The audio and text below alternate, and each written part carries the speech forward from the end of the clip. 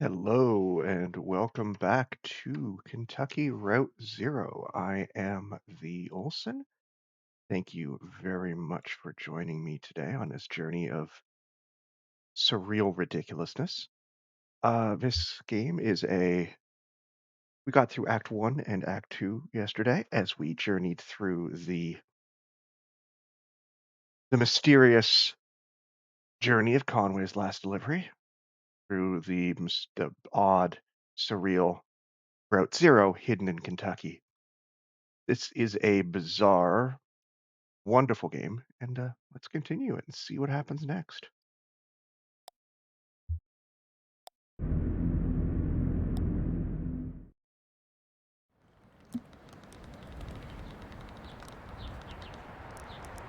A realist masterpiece.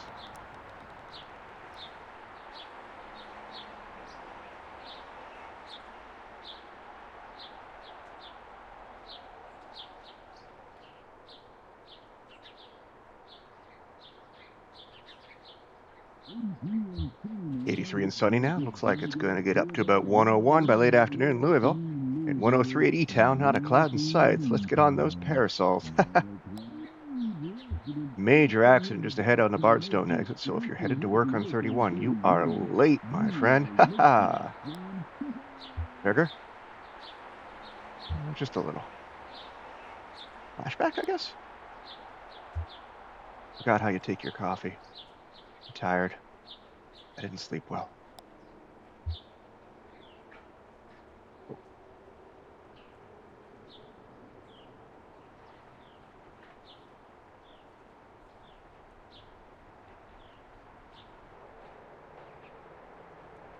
Am I getting to establish my relationship with Lizette? Okay. I heard you yelling. Bad dreams? We were up on a roof, Ira and I, and Charlie, eating a light supper. I was drinking sweet tea. Charlie was reading. We were surrounded by other houses, closely packed. Huge sidewalks. Must have been, what's that word? Subdivision? That's it, I'm sure. Below us, a group of people were gathered, standing quietly. A man was reading from a book. I asked Ira about the weather. Rain on Tuesday, or when would the sun set? Something like that. He wouldn't answer me. Charlie stood up, and Ira told him to watch his step, and then I remembered. I woke up before I could stop him. Uh, Charlie was alone on that roof. I guess he was. He was so bright. His teachers said, what was the word? Apt? That's it. How could I forget? It wasn't his fault. It wasn't anyone's fault, Conway. That's what we mean when we say it's an accident. Well, if we're going to have a drug-induced flashback, this is a depressing one to have. We have a mail order delivery today. Might be a long drive. I hope the truck can hold up. Well, that truck will outlive us all. Hope you're right. I'm glad you'll keep it. Ira would have wanted you to have it. Been running since Charlie was born. Ira took me to the hospital in that truck. So did you. Once. Yeah, for your knee. My new knee. Plastic. It'd be like a souvenir. So, long drive? They said they couldn't come in person. Maybe just a shut-in. I didn't recognize the address. The order is all. Sure, we can fill it. Not much left back there. That's good. I wouldn't want a disused pile of antiques to be what's the word? Junk? Maybe. No, that's not the word. I just need to think a bit. More coffee or something. Or I've had too much. Getting harder. Yes, it is. Oh, is Lizette got Alzheimer's? What are those boxes you set in the hallway? Those are your clothes. You packed them yesterday. Of course. And Cora should be here soon. Will you wait with me? Sure, Liz. I'll wait with you. There's your traffic and weather on the fives. That's every 10 minutes, brought to you by the Consolidated Power Company. Stick around for Old Kentucky Home with Kate, helping you turn your humble home into a mansion after this.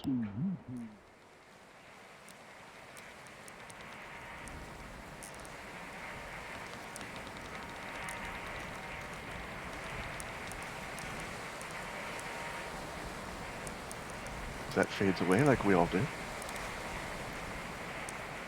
Oh dear.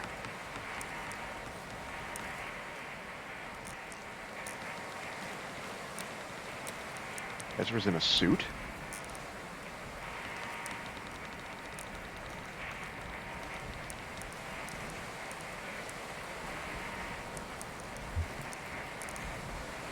What is up with my leg?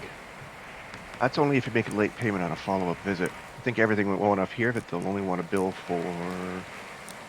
Oh, he's awake. How do you feel, old man? All fixed up? Truman said you might be a bit misty coming out of it, so... I was dreaming. That's unlikely. Neuropnol TM is quite powerful. In fact, many patients report a sensation of lost time. You feel like you've lost time? What's up with my leg? I guess so. It's been about 2 hours.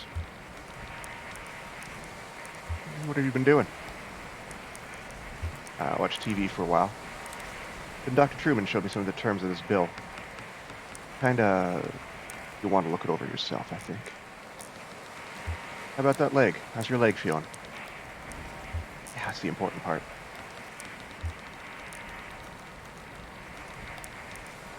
Well...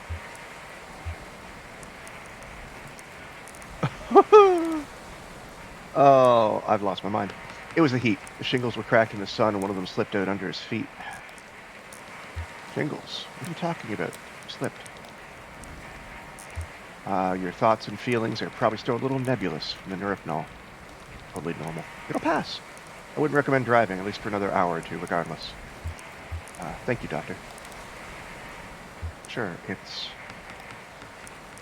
talk about a few things you should be aware of. Recovery, rehabilitation, and side effects. Should have plenty of resting time coming up soon. Good for you. Vacation or just take a reassuring glance? Well, in your age, I want to be clear, you should expect lingering effects of the injury for more or less the rest of your life. Don't immerse it fully in water, avoid extremes of temperature, and stay away from dusty roads and mountain lions as much as possible. Dusty roads? Yeah, dust can be pretty dangerous. Which accumulates, you can expect some severe shocks.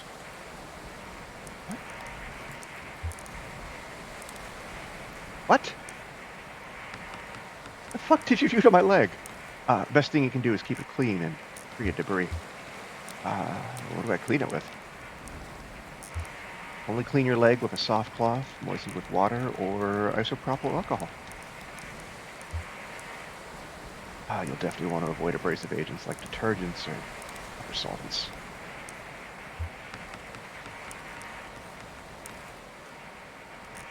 Gotta fix something.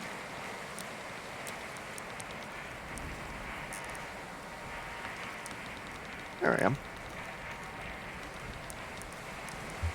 So, do you have any questions? Anything about the bill that didn't make sense? I don't want to mean to rush you, but I have an early fishing trip.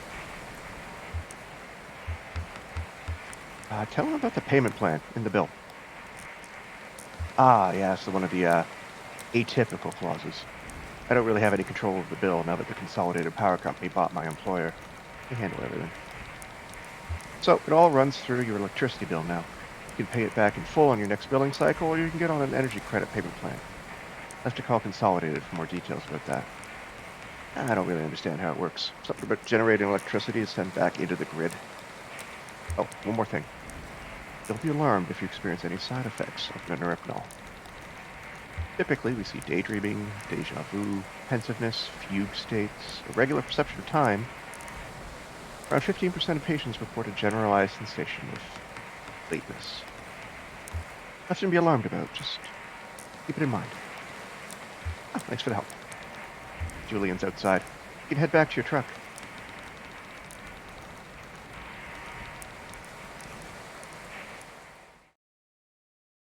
So he didn't actually fix my leg. He replaced it with electricity? Museum of Dwelling. I'm back in the museum. Okay. Makes sense. That's where I left my truck.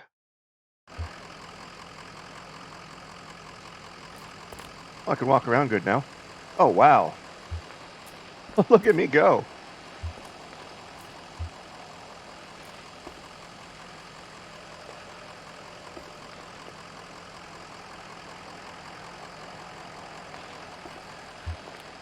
It's terrifying.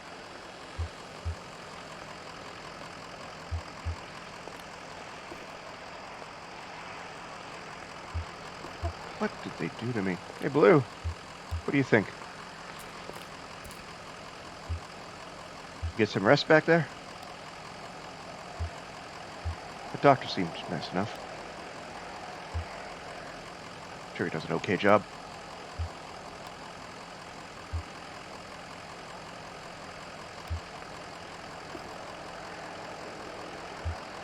How are the drugs treating you? Streetlights seem a bit brighter. Oh, like trails and tracers? Something like that. My mom used to get that. She had migraines. My folks had a peculiar relationship with medicine. We almost never had a regular doctor or health insurance or anything like that. Immigration stuff was a mess for most of my childhood, so we only qualified for state programs in small patches before something or other would get contested, and we just pile on dentist appointments and stuff in those short windows. Got infected. Her migraines were too much to handle. My mom would just talk to so and so who knew so and so, usually another minor, end up with some pills. And instead of medical advice, every pill came with gossipy, anecdotal warnings and superstitions. Like all this lore that came with it. Like magic. Dangerous. Mysterious. Reaver's folks couldn't help? Yeah, they had pretty good health care through the university for a while there. Times they'd swing something, so I got a bit of whatever Weaver needed. In high school, Weaver got these pills to help her focus. She was so smart, but always going off in different directions. Mind racing, like 5 conversations going on in her head at once. And you're lucky if even one of them was with someone in the room. You know. So she had these pills, and they seemed to help. I was struggling at school too, failing my history class. We offered to share the pills. Did it help? First, yeah, helped a lot. I had a kind presence and clarity of purpose that I never really had otherwise. Didn't want to stop taking them. One day I was sitting on my bed, my notebook was open next to me on top of a textbook, and I was holding a pen in my hand.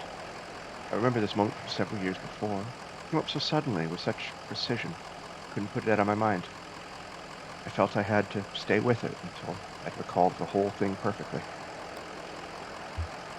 Just a tiny nothing moment. My mom patching up the side of a bird cage, wanting some spare wire around the frame to reinforce it. I was fixated on that image and that sound. The cage kind of bending and twanging as she worked on it, rapping and nodding, scraping copper against paint like bowing a rubber violin with a railroad tie.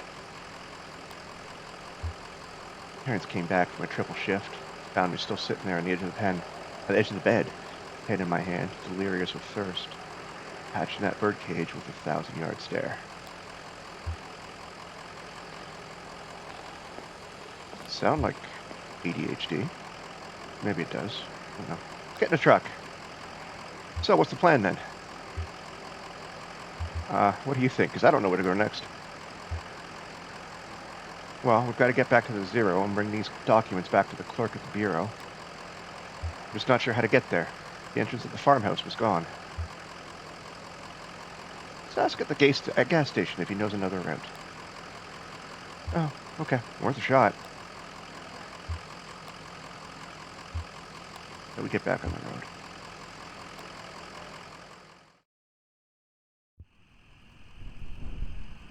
Bye, Birdie. All right, gas station's back this way, I guess. If course. Oh. Truck's engine sputters and dies as Conway guides it carefully off the road next to a fallen tree. That's unfortunate. We seen too.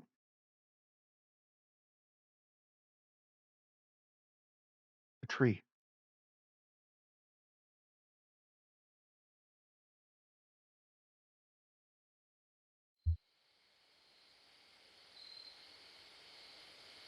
Did I hit it? No, it fell on the road. Okay.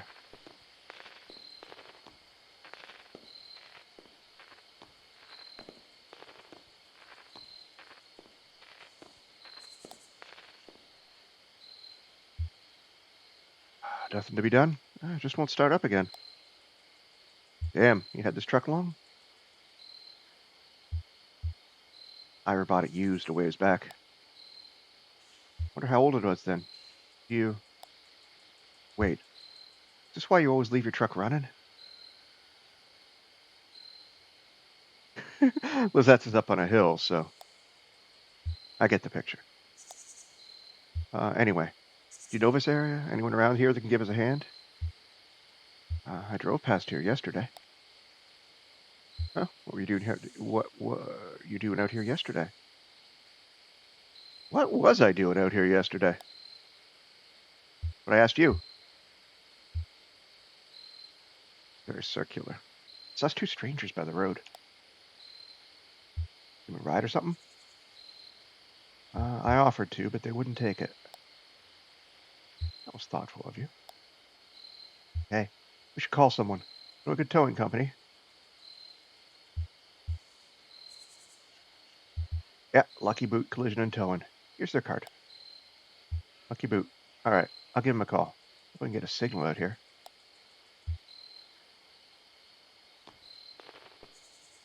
I've been struggling with what year this game occurs in, but apparently there's cell phones. Oh, that's a big fucking cell phone. A large brick. Hi, hello. We're an old, I want to say diesel. Old truck just stalled out. Sleepy. Did I wake you? The card says open 23 hours a day. Inquisitive. This is a good towing company. Yeah, that's why I'm calling. Exactly. That's all. Apologetic. No, it's okay. We just need to get to an auto shop and get this taken care of. Wistful. Well, I'm very sorry to interrupt that, but neighborly. We already ate. As soon as you can get out here, we're off 65 somewhere, just kind of pulled up by this tree that fell over. That's actually a pretty accurate description of it. Yeah, hanging down over power lines just like that. See it go down. Uh, Indulgent. Oh, my pleasure. How long do you think you'll be? Distant traffic sounds. Hello?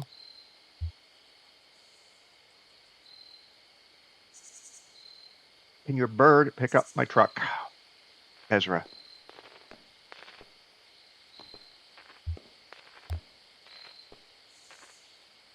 Are you bored? Not yet. Okay. Me. You look a little bored. Let's play a game. What would you like to play? We can tell the future with this little tree branch.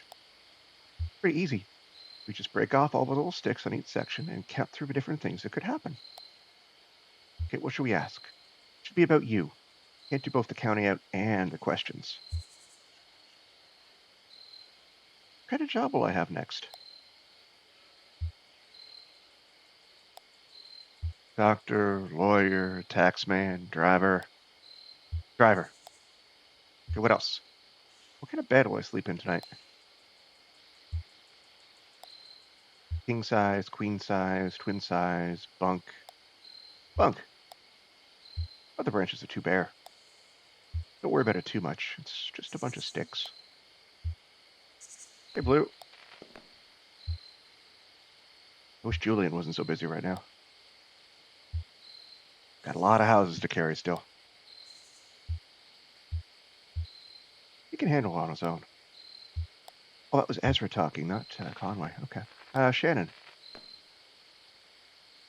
I think they're on their way. Guess we have some time to kill.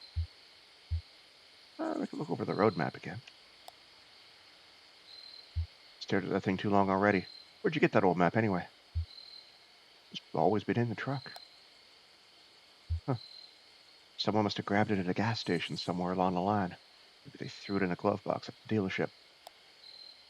My parents bought their first car here. It came with a map. I used to sit in the back and pore over it. Aunt Remedios saw me looking at it, I guess, and a few days later she gave me a map she'd brought from Colombia. It looked almost hand-painted. Deep, vibrant colors and rough borderlines like anxious brushstrokes. Real pretty. I'd slowly trace the coastline with my finger like I was walking on the beach and say, here we'll swim, here we'll start a fire, here we'll find a cave in a cliff face and go live among the bats for a while. Wow. I think I'll take a look at that radio of yours. Maybe I can get it going again. No point just standing around.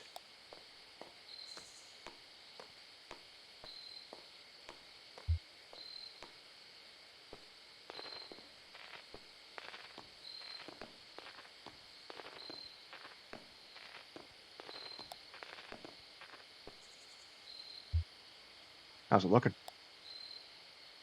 Oh, the leads are badly corroded, but I'm making progress. That's what I like working on electronics. It gets easier as you go on. Or you just get used to it. Almost there.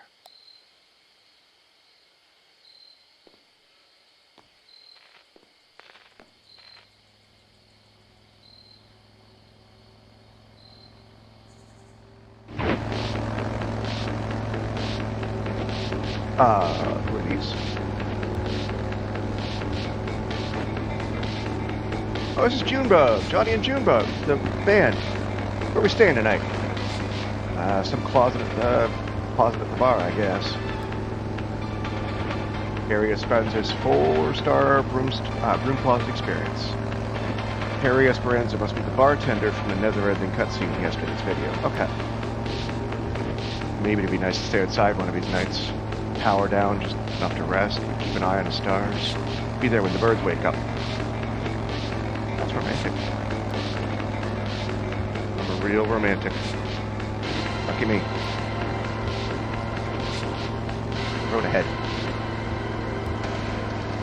How far out are we? I don't know. 20 minutes? Damn. Gary's not going to be happy. You know he doesn't like me anyway.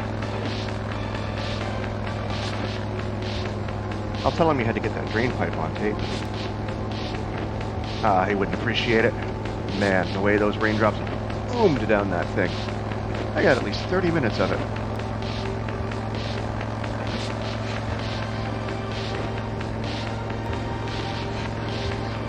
Orbit all silver and gold of this earth. What's that? I don't know. I think I heard it on the radio. What's on your mind, Cricket? I don't know. Let's look at the stars. Get there soon. Never been this late. Keep on dreaming, I'll keep on driving. Alright, thank you, ma'am.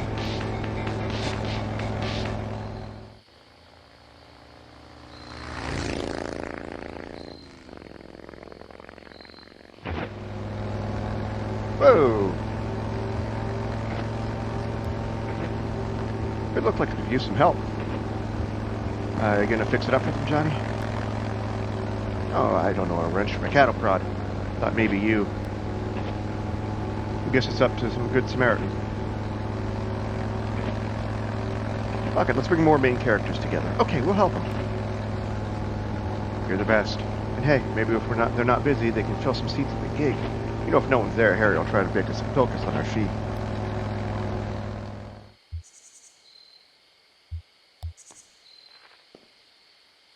What was that? That was a motorcycle. Lucky Boot has a big truck. Yeah, they're too fast for a truck. But they're getting chased by something. Maybe they just have somewhere important to be. Definitely getting chased by something.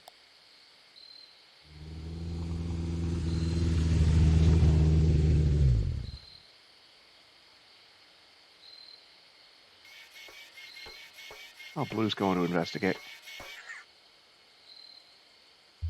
Stay here. Careful. He's wicked with strangers.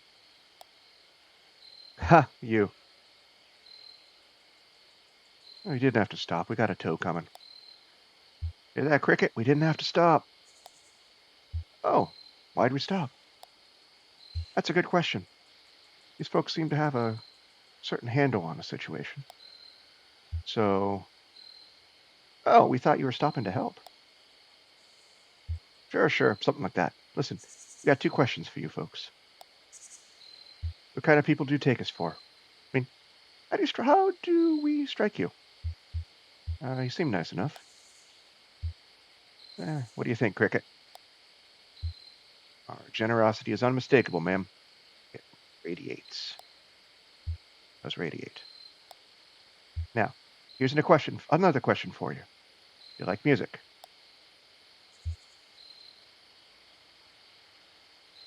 Lizette used to sing in taverns on the weekend. Beautiful stuff. Of course you do. They should come to our gig. What an idea. We're waiting for a tow. A tow. I won't hear about it.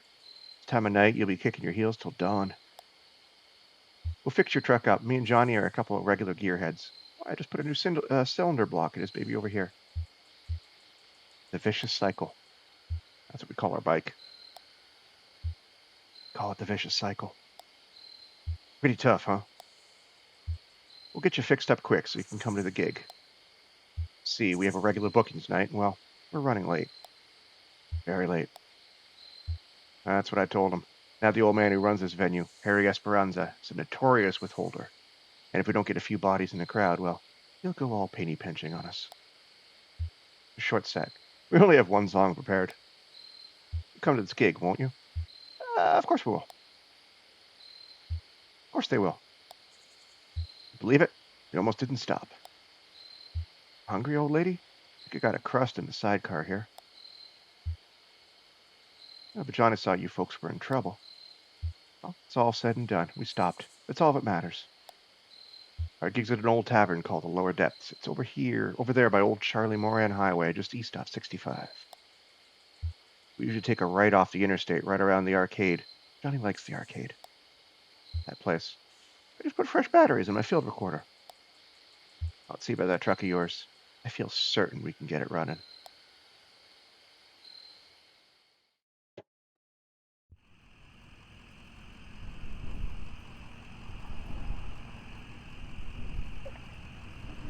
East at the arcade. Okay.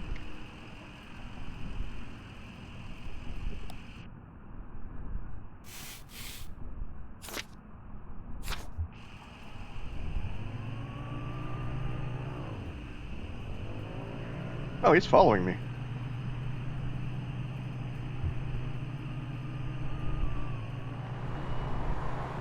Let's check in here.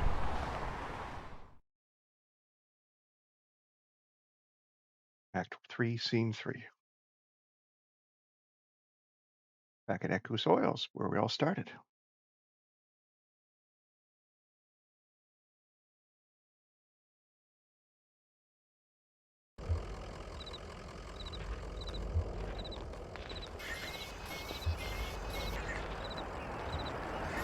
Excuse me.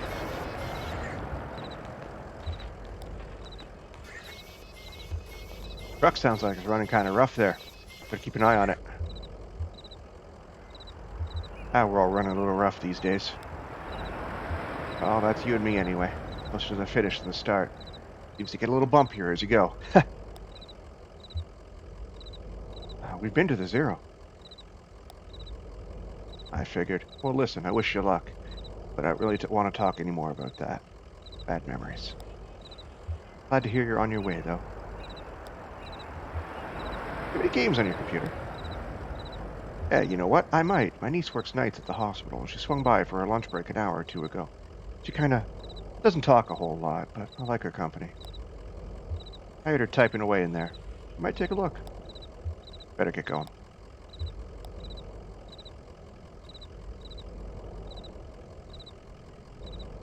Alright. take a look at the computer.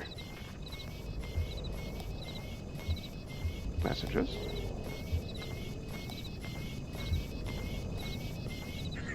New messages. Read message 1. From Help Desk at Rust Archives. Requested articles. Message, Dear Mr. Wheattree, the articles you've requested have been retrieved from storage and are ready for examination. They will be held at your convenience in our primary branch until the end of the month. You may visit us between sundown and sunrise at our night facility. For an easy 3 gestures from the Bureau, clockwise to the anchor, counterclockwise to the whirlpool, briefly clockwise. Clockwise to the... Regards. Message 2. Resolution options. Urgent. Dear Ecuse Oils, this is an urgent automated message regarding your overdue account. Current account status is dire. New resolution options are available to you in one of our in-person account resolution centers. To ensure your account is resolved without interruption, visit us at your convenience.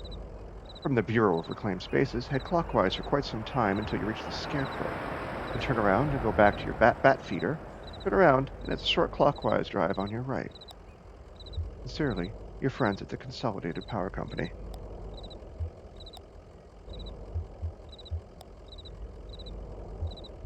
Games. Directory listing for games. Psychotherapist. Her, play sports medicine professional, 1973. Ready, run. February 1973, status senior, GPA 3.8, effect board. A study, hit the bar, explore the forest. Study. The anterior cruciate ligament is one of the 2 major ligaments in the knee and is a particularly common but devastating site of injury. March 73, status senior, GPA 3.85, effect board. Let's go to the forest. Seasonably cold, and the mouth of the cave is surrounded by small broken sticks from a recent storm. If they weren't so damp or spread so thin and unevenly, they'd be a fire hazard. Maybe if they were all piled up in the cave to dry for a few weeks, they'd spark and smoke the bats out. Status, hiker, GPA 3.85, effect, bored. Study. Strains of the rotator cuff tendons can be very painful and may require the prescription of pain-relieving medicine in addition to rest and icing. May 73, status, hiker, GPA 3.857. Time to make a decision. Graduate, hitchhike, live in a tree. We're going to graduate. I'm a good person. Everyone says it was a smart decision, but it wasn't really a decision. Still, it seems to be working out well. Moderately wealthy. Only in competition with human resilience.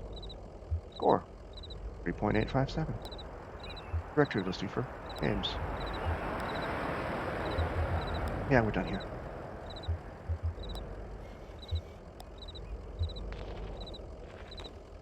Back in the truck, I guess. We're ready to leave.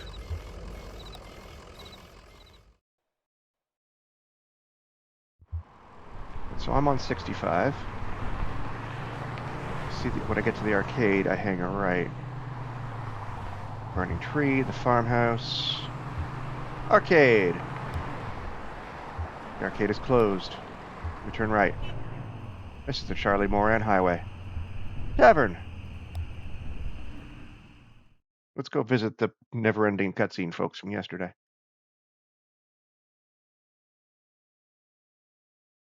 Scene 4. The Lower Depths. Quite the name for a bar.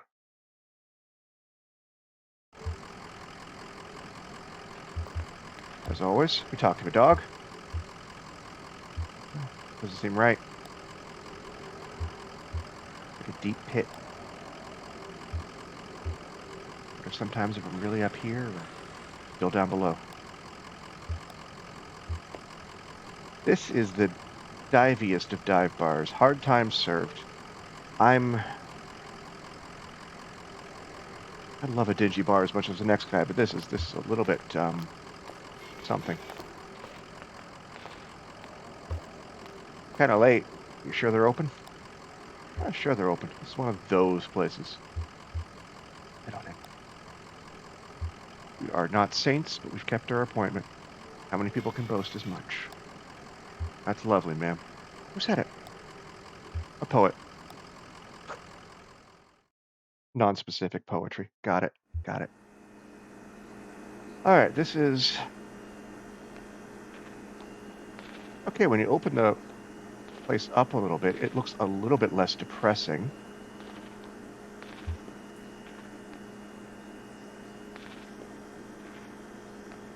Goggles. Bulky set of black goggles sit on the edge of a table next to an ashtray, a newspaper, and a few empty glasses. Huh? What is it? I guess. I don't know. Can I tell you a horrible secret? I never wear eye protection in the shop. Dangerous, I know. But I'm always looking back and forth from my oscilloscope to whatever I'm working on, and the scope has this peculiar kind of hard-bordered glow that I just... Well, never really found a pair of goggles or glasses that didn't smear out that glow. Yes, the lens softens everything so you can't quite find the edges.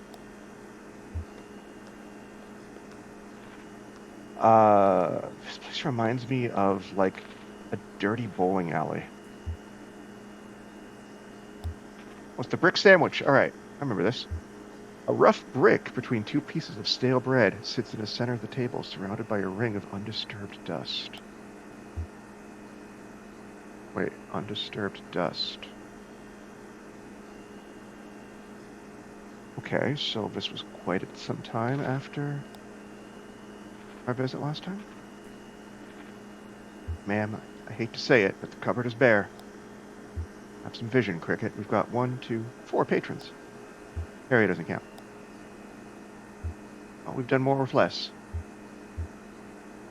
What kind of music do you play? Like Serrano Cole meets Ike Turner, but with a woman lead, and the keyboard's a kind of ambient whisper wave. Huh? I want to hear that, but what? A little bit more reverb. There's some Dolly Crown in there, too. Like the early stuff before she joined the Sheet Swingers. Better drum programming, though. Whisper wave. Got it. I think he gets it, man. Oh, he gets it. Sure, maybe by the end of this, I will know what whisper wave is. So much more to learn.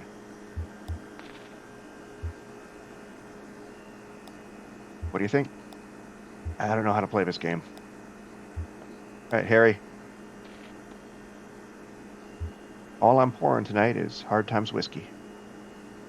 Got any coffee going? No coffee. Hard Times whiskey. Say, shut the GD door, would you? Can't afford to run the AC all night. Sorry, Harry. Oh, it's you two. Where have you been? Never mind, listen, I can't keep this place open through the small hours of a night just waiting for musicians. Where is everyone? Everyone had to, clear out. It's a good setup, huh? Somebody here to listen to it. I can't pay for... You brought some people, Harry. Crowd is forming. Yeah, but also Don't you want to hear some music, Harry? That does sound nice after the day I've had. But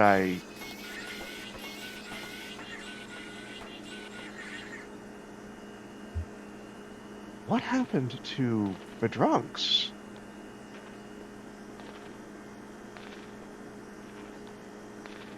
Where are the drunks?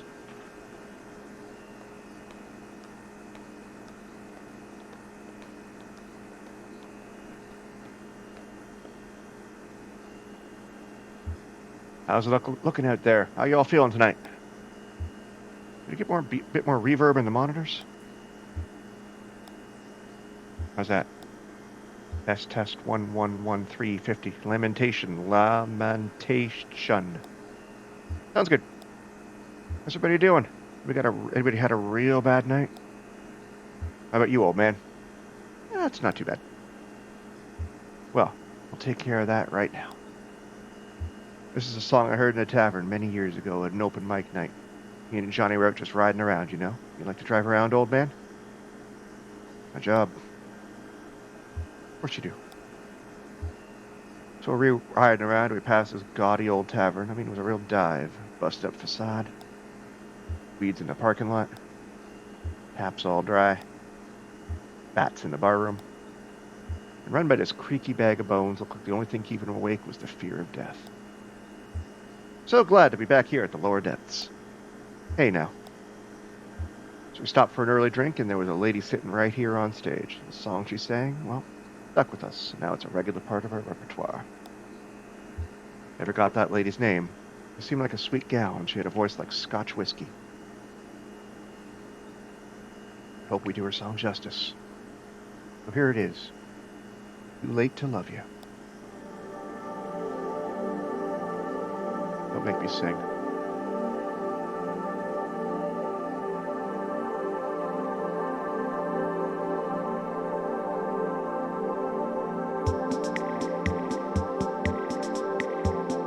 What? Costume change and a ceiling is moving.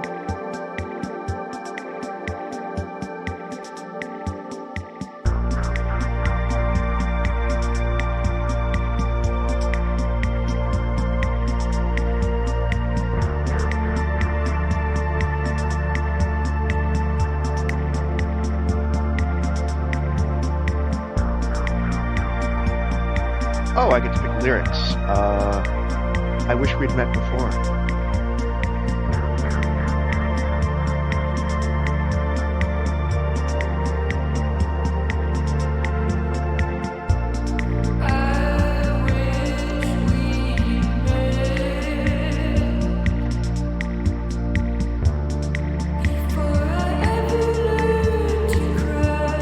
Choose your own 80s music ballad.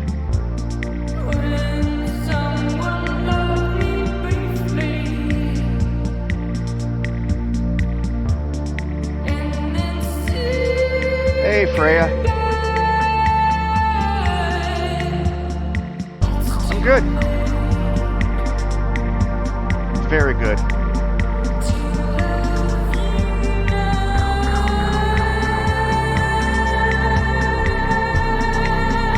What is happening?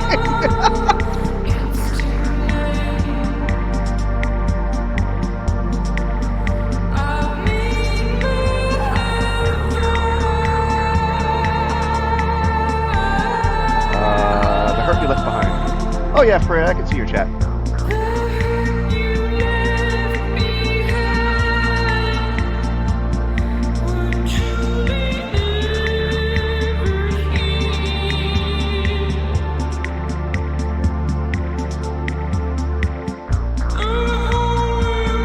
Fantastic. This game makes zero sense, and it's wonderful.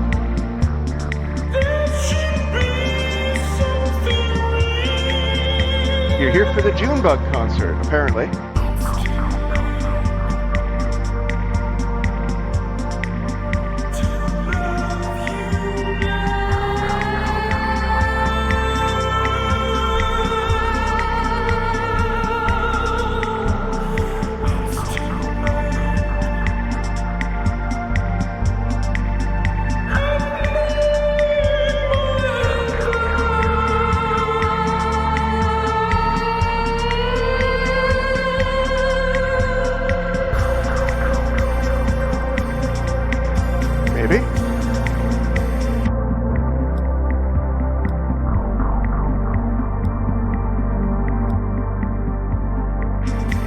That might be a little bit better.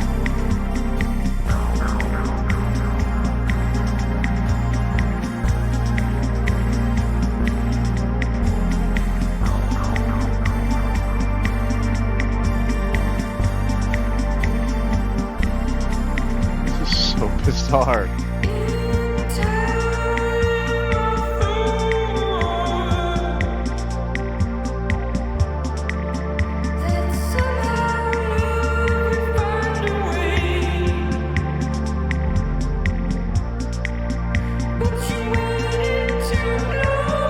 Oh, you never know what I'm going to stream, Freya. It's always something new, always something weird. I just finished Final Fantasy VI. And now I'm watching this.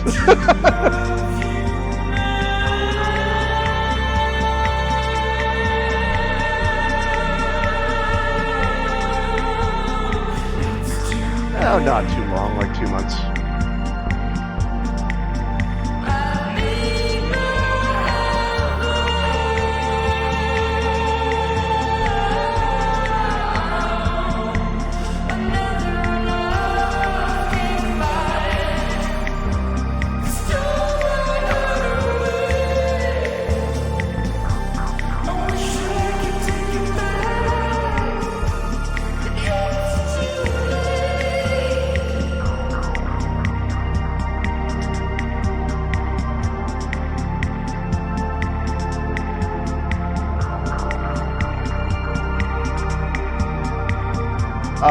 I'm gonna make my own when the time comes, Freya. I'm in no rush. I've got Photoshop. Well, GIMP, but whatever. Same thing.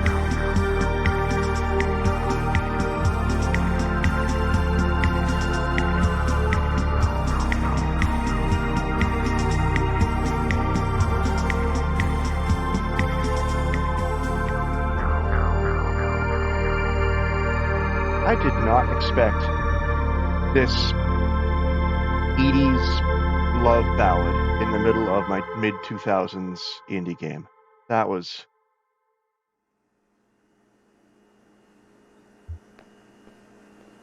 Oh, good to know, Freya. Thank you. I'm good, though. Well, I hope you liked it. It's kind of sad, isn't it? Kind of. Listen, we appreciate you folks sticking around for the show. There's nothing more wretched than playing sad songs to an empty room. No thanks, Freya. We just got to get our fee from Harry, and then we'll get you headed to the Zero. Right, Harry, what do you got to say for yourself? Well, Harry, I think that went pretty well. I'd say the crowd was into it. Reverential. Rapt. I guess the usual fee is about right, and we'll let you get back to your business. That's just the... Damn it, I was trying to tell you, too. I can't pay. They cleaned me out. Got nothing left but a GD IOU from the distillery. An IOU? Yeah, I traded them for some whiskey, and I guess I had some surplus credits, so I got this note to get some more from them later on.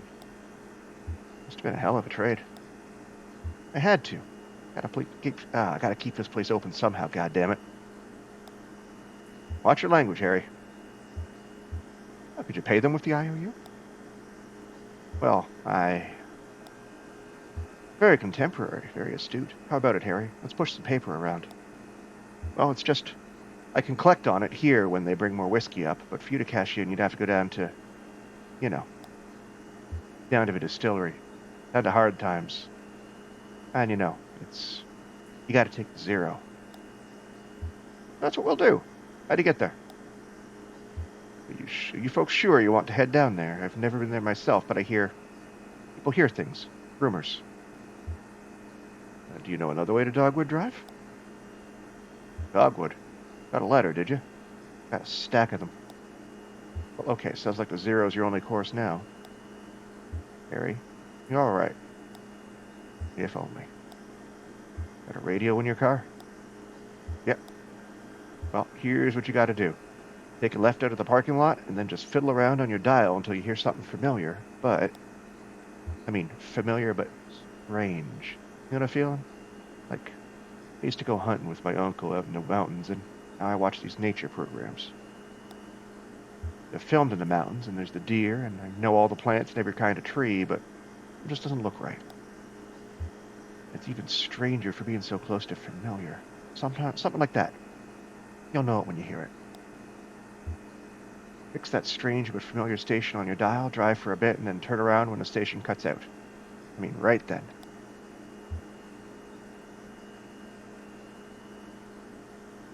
I hope you folks find what you're looking for, eventually. Always a pleasure, Harry. Isn't it? Alright, so... Find a radio station. Drive around till it cuts out.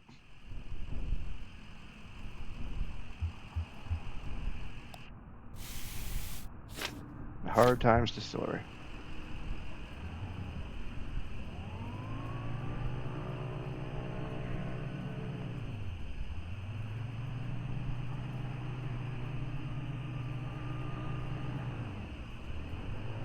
Okay.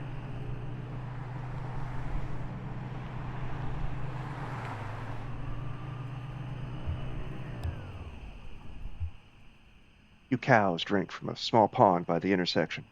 There's no fence in sight. Ezra suggests they may be wild cows, but the possibility is dismissed. He runs down to the edge of the pond to a pile of small rocks, and throws one in. Sifts through the pile until he finds two flat, smooth stones. Ezra watches with interest as Conway skips the stones across the pond. Touches wrist. Stiff for the arc of the throw, but steps forward almost accidentally like an umbrella breaking in the wind. Good spin on it, but there's something disquieting about that snap and the sound it should make. Ezra takes a rock from the pile, trims himself perpendicular to the edge of the pond, leans down and snaps his wrist and grunts distastefully as he throws his shoulder forward. He skips. Not bad.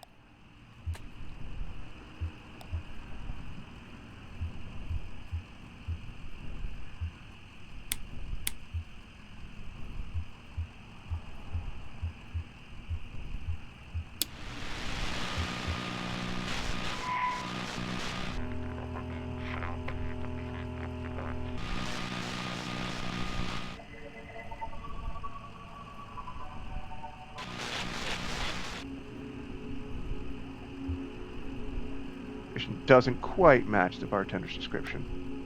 Definitely weird, though. Let's keep scanning. He said we'd know it when we heard it.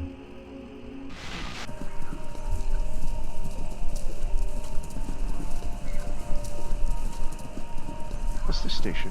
Never heard it before. Sounds like horses. Horses running? A race? Lizette and Ira had some horses years back. Yeah, I've always been a little afraid of them. They're so big and, I don't know. You look in their eyes and they're almost human. Like they're human and animal at the same time. Since they've been domesticated so long, I guess. Well, this fits familiar but strange for me. Harry said we just drive until it cuts out.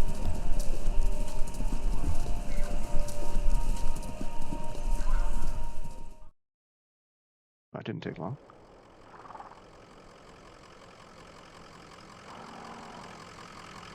Oh, what the hell?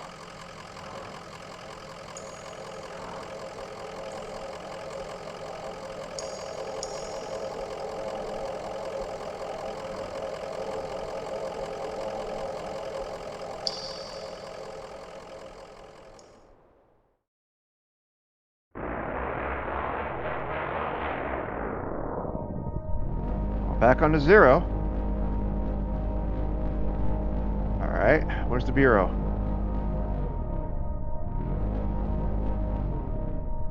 All of the Mountain King.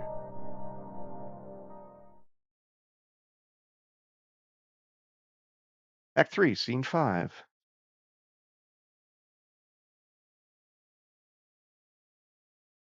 This where I'm supposed to go? Sure, why not?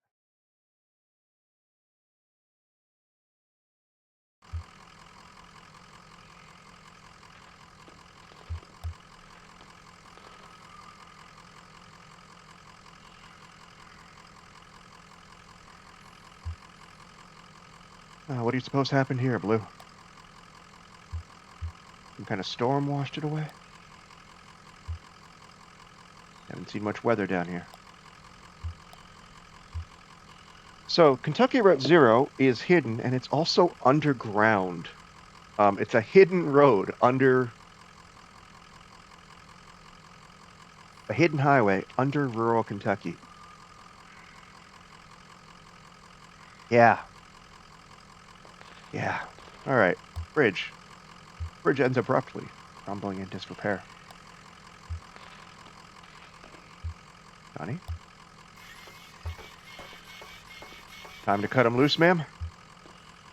Well, now I'm having fun. Okay. Slow night anyway.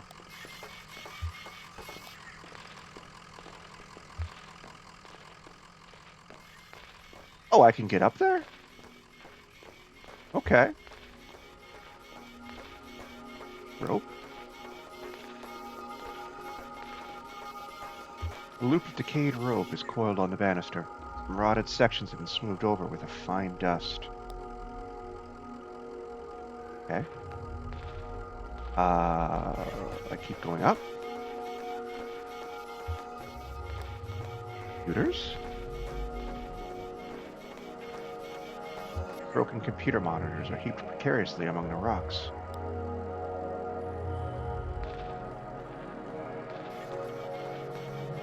What's happening?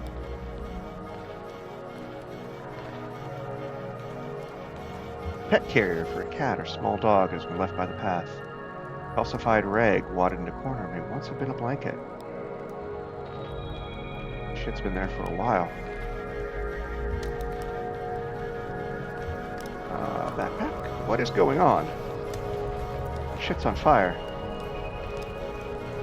Oh, there's someone standing there. Okay. Hiking backpack leans against a rock. It's empty except for a dusty bag of cat food and a few punch cards. Punch cards.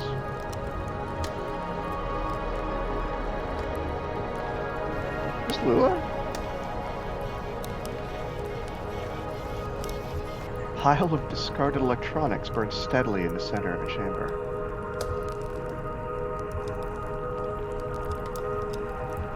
Hi? Who are you? Oh, it's triangles within triangles down here. Shifting, intersecting, overlaying. Isn't it romantic? Let's see. You're here to steal back the love of a boy you once knew when you were too young to recognize the movements of the heart. And you're escorting her, pretending to have her interest at heart while really you're in love with the young woman as well. And so you've agreed to help them conspire to win her affections, but it's just a ploy to set him up for embarrassment and diminish him out of the picture. What are you talking about? No, you're right. It's insipid. Derivative. I used to be really good at this. I had 11 novels published, from The Billionaire's Bidding to Fields of Longing. Real hot Otis ripping stuff, you know? I miss those days in my Lexington studio apartment, just me and my thesaurus, steaming up the windows. Okay. Why'd you stop writing? You know, suddenly it was all computers everywhere you went. I thought I might be able to do something with that, inject a little libido into those ugly beige boxes. So I went back to university and I studied human-computer interaction, and then I picked up Donald's research assistantship here as a tester, debugging. In my off hours, I played around with the doomed love story at the core of our little simulation. That seemed to amuse Donald, so I kept at it. I'm afraid I tinkered too much, made it too complex. Now our work is never done. We don't even have to add any new functionality. The bugs just grow on their own. Complex. I miss those days in my Lexington studio apartment.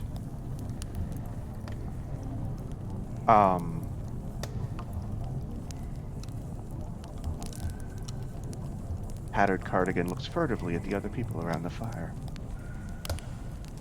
Okay, old man. Hi. What have you got to say?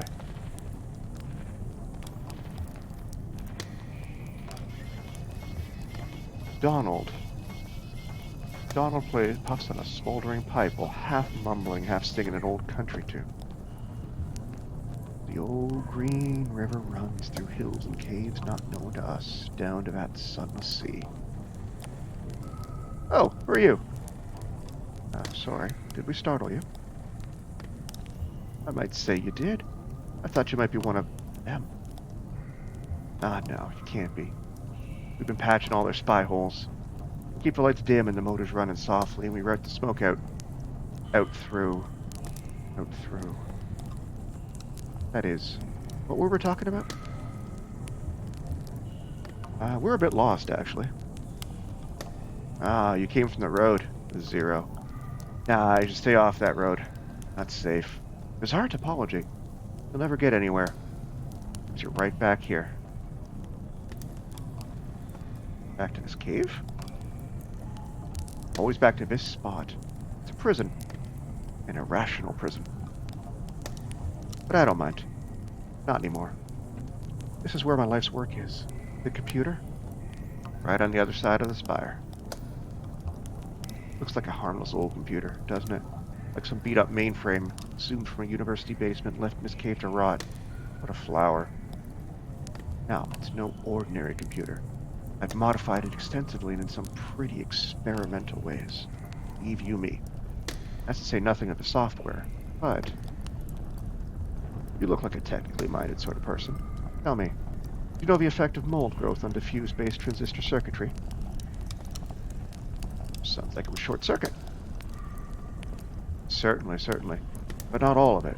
Some moldy filaments are more or less conductive than others, and it grows in non-linear, chaotic patterns. We can guide it a bit. For simple application of classical horticulture, we can't produce specific results. Only tendencies. Thwarted and feeble, we hammer on his derelict keyboard. My name is Reason, King of Kings. But we are mere gardeners in the ruins. Our keystrokes echo off into the tunnels. Boundless and bare. Caves stretch far away. We are too late. Always too late. What? Say something? You were about to tell us about the software. Oh, the software. Our life's work. Xanadu. Heard of it? Perhaps you've read about it in a journal? It's been years since I published anything. Xanadu has evolved significantly as I explained its data structures in my article Literary Multitudes. Hypertextual narrative as post-structural witness. Oh! That's an academic article if I've ever read one. Evolved and deteriorated. I'm afraid you are too late, fellow hypertext enthusiast. As the mold accumulated in the circuitry, Xanadu blossomed for a moment into something holy and enchanted. Then all the charm was broken. You have any idea what it's like to spend your life building something and then sit powerlessly as your work declines into ruin?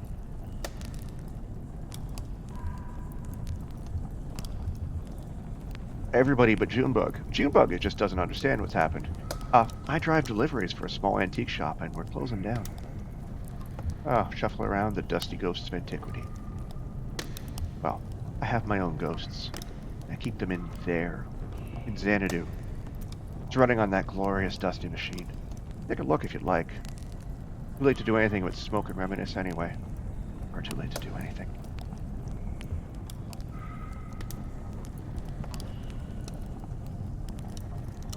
Xanadu AI?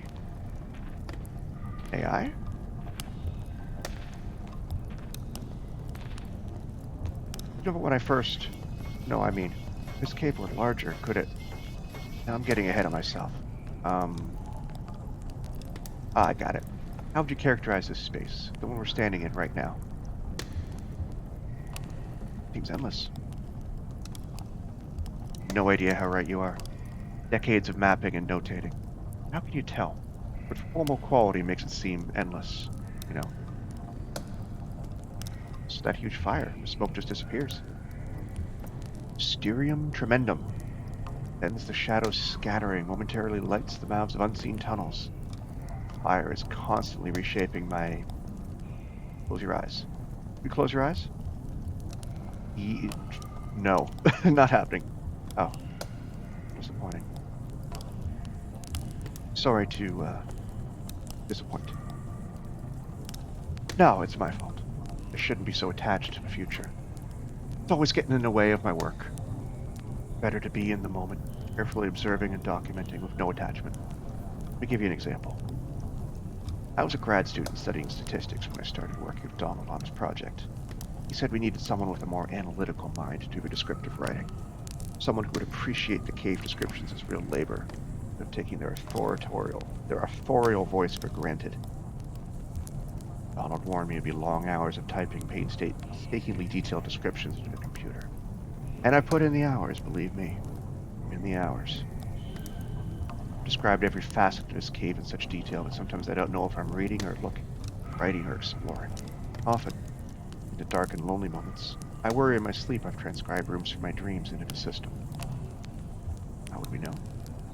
They could only be entered with precise, faithful detail. That's all I know how to write, and all I dream about is caves. I only dream of caves.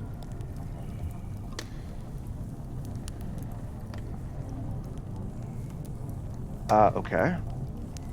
Look at him. Man wearing large glasses exhibits the ceiling. Gate?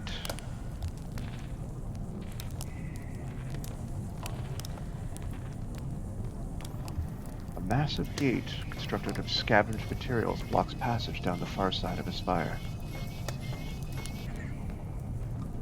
Why is this thing behind a gate? But what's behind the gate? Hello, Roberta. The kingdom is in peril. Well, what else is new? You work here? Work. You can call it that. I gather old circuit boards, and throw them in the fire. Sometimes I fish out precious metals and let them cool into toxic gems. I put them in my hair. That's not where toxic things go. Enchanted jewelry, talismans, magic mirror that prevents the future, magic shield that protects the bearer from age, magic chest it's always filled with. I never went to the university. I was an independent scholar. It means I took to the public libraries like a beachcomber. Studied fairy tales. When I came to work for Donald, I paid the bills, rubbed leathering elbows with academics, scraped black mold from cave walls. Finally, now I carry the firewood into senescence. Kingdom is in peril.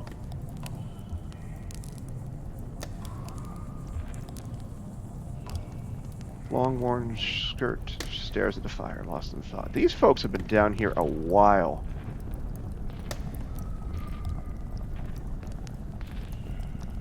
What are they eating? Baffling control panels are sheltered from the elements with a worn tarp.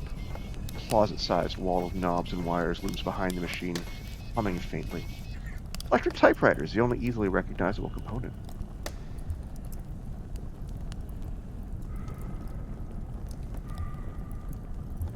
How do you think we get it started?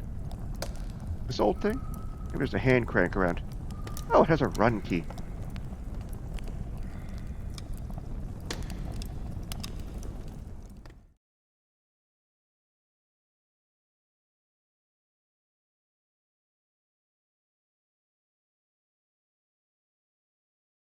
Xanadu. Okay.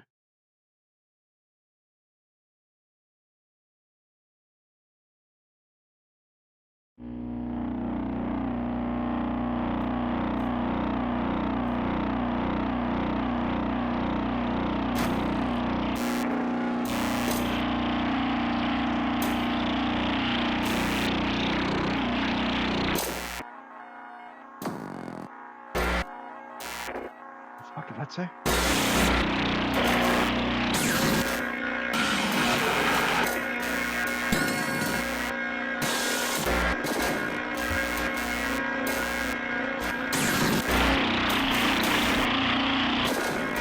You are staring at... Sure. These switches do anything?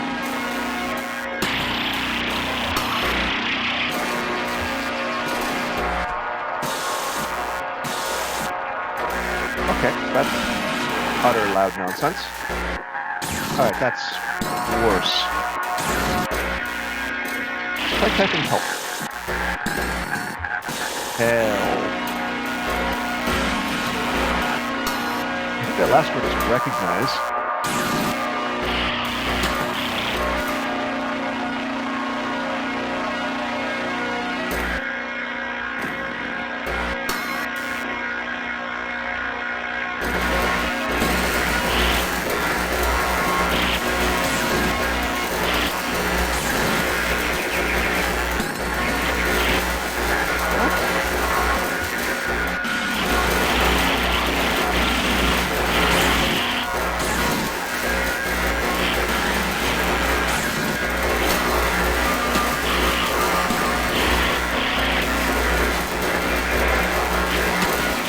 did say Lula.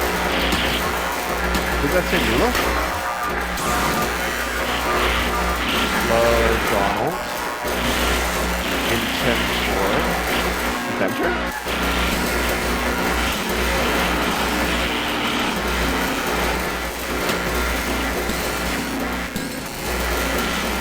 Smooth music. Subscribe? What? How's your stack holding up? Damn, I can't tell what it's saying. Oh, I have my portable degausser with me. Of course you do. Old systems like this can build up a remnant magnetic field that sort of warps everything along whatever pattern it's settled into, you know? Degausser means that up by suddenly shaking the magnetic field around until suddenly it's uniform again. That's all I can think of it anyway.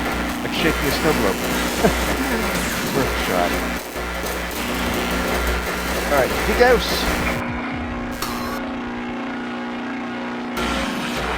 Hall of the Mountain King, I saw that. Degauss! Offer what may never be. Tunnel.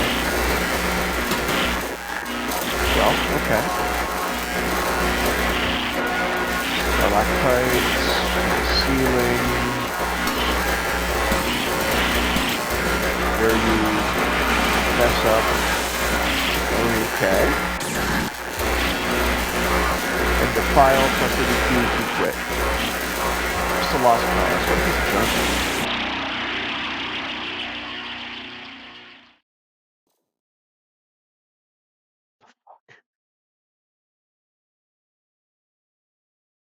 Okay, that was something. All of them back in the hall.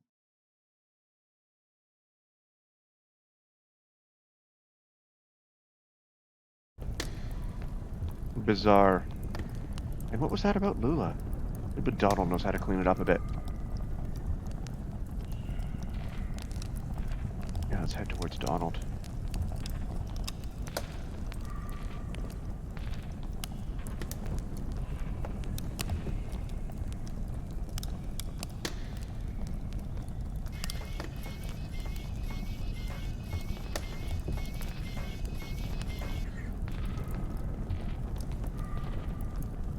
We go from a possessed/broken oscilloscope to a quiet, dripping cave. What are these people doing here with a broken computer?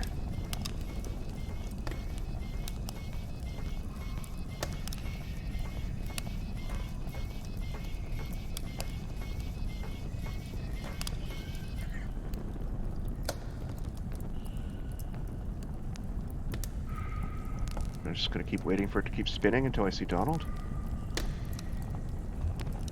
Yep. Keep walking.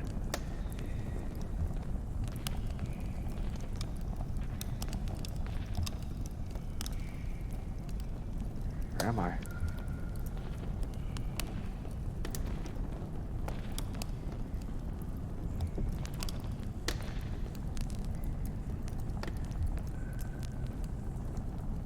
Is that Donald? Yes, it is. I like how with my new leg, I've managed to outrun the camera. Oh, you've seen it for yourself. What's left of it? Is that the end? Chalky bones of a beautiful dream. But you can see what it once was, can't you? Can't you? There was so much more to it. Ornate labyrinths of memory, exhaustively simulated parallel cave ecosystems, real artificial intelligence built on sophisticated neural network algorithms. Birds in the forest could flock in 3 dimensions. The bats could learn to sing. Then it began to crumble, and the strangers came. First, we only heard them, walking heavily through the caves, dragging things around, hammering and clattering our tools. Sometimes we heard working songs, never close enough to make up real voices, just their echoes cascading wordlessly in the tunnels. Not a glimpse of one. Jade, is he talking about the miners? What they look like? They look like... No, it's too horrible. I shouldn't be telling you about this. They're dangerous. They're strange. I should never have tried to outwit them. They were always too much for me. But it's too late now. I'd listened to Lula. Lula? Lula Chamberlain? So she said they put... She said that... Lula said that in the interlude in Act 1 that she left Donald and someone else behind in a pit. I guess this is that pit? Somehow that was connected to the mines? Lula Chamberlain? Yeah, of course. Oh, do you know her? We're looking for her now. No, she's gone now. She left. We built this together, did you know? Lula, Joseph, and I. Joseph's at the gas station. This is Donald. Lula is gone from here, but still in there, in Xanadu. I don't know where Lula is now, or how to get there from here, or how to unwind that damn tangled highway, but Xanadu, before its ruin, was faultless as an oracle, trying to perfect simulation. Until, but maybe? Those weird interlopers destroyed my Xanadu. Perhaps they know how to fix it. Maybe dangerous. I've spent many eager seconds to negotiate with them to repair my masterpiece. Back there, that tunnel. Push back the vines. Crawl out into the darkness. Watch your step. After a while, you'll feel the train change between your hands and knees from rock to crystal, then to mud. Then you'll be out. That's where the strangers come from. Now leave me alone.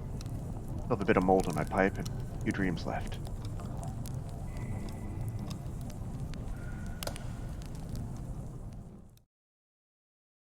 Okay. Scene 8.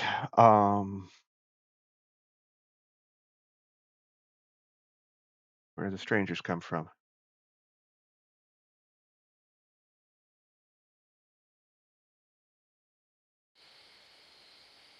What?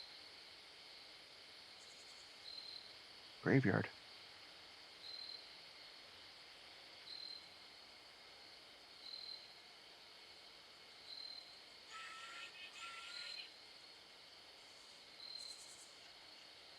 It's weird. The in this game, the blocking and the even though it's like very like the graphics are very blocky and not all that advanced. It's instantly I'm like I need to be reverential in this place. It's very clearly an important place. So even with minimalist art styles, you can have an effect. I'm walking out of a crypt. Okay, that's great.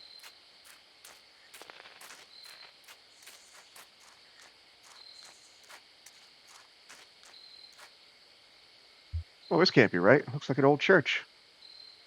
Yeah, worth a look inside, I guess. I want to stay outside. Why? I think I saw a lizard. I'll stay with him. Okay, we'll make it quick.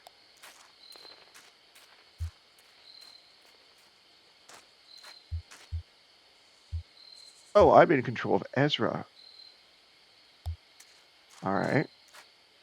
Epitaph is engraved on a stone grave marker. Jack Chase, generous disposition, will be missed. Below the inscription, a note is written in white chalk. HT8191T, fill date June 29th. Notes of almond. What?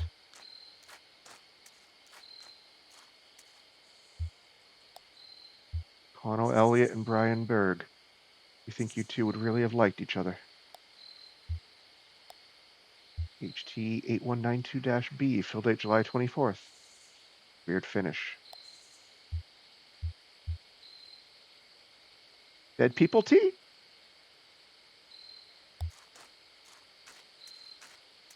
Dead people tea? Kyle Mallett. Always had a far-off look. Probably still does. HT-8192-E. Fill date August 1st. Aftertaste of rainwater.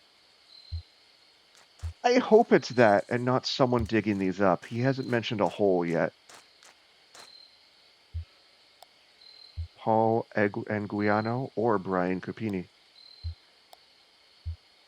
HT-8192-N. Fill date September 8th. Sweet and fungal. Okay. Aaron Paulini. Would have wanted it this way. HT-8192-Q. Fill date September 9th. Maple/turpentine. Sounds delicious.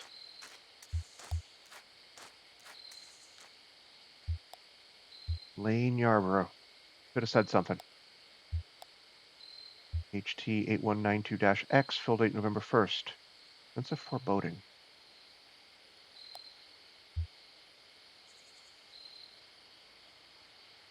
Is this Donald smoking their gravestone? Their like the grass that grows above their grave?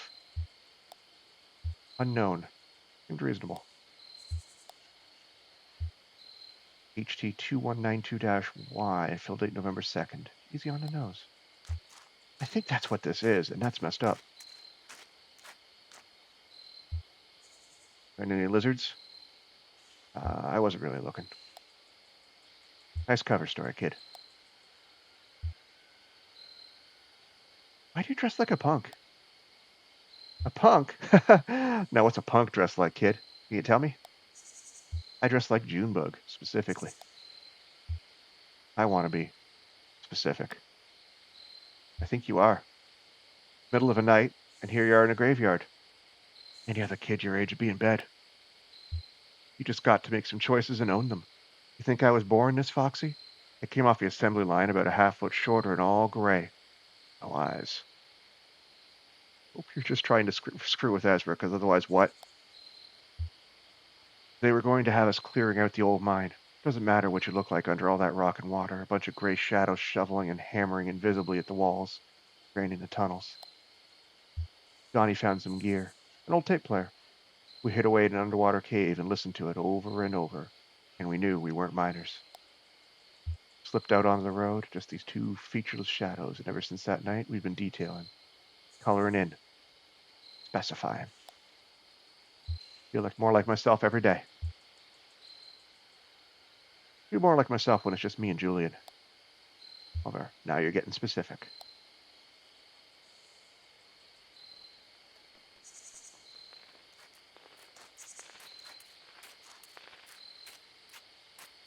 There you are. What'd you find in there? It wasn't. Hey, what's going on? You look flushed, old man. Doesn't matter. Right, okay. We got what we need. Let's go.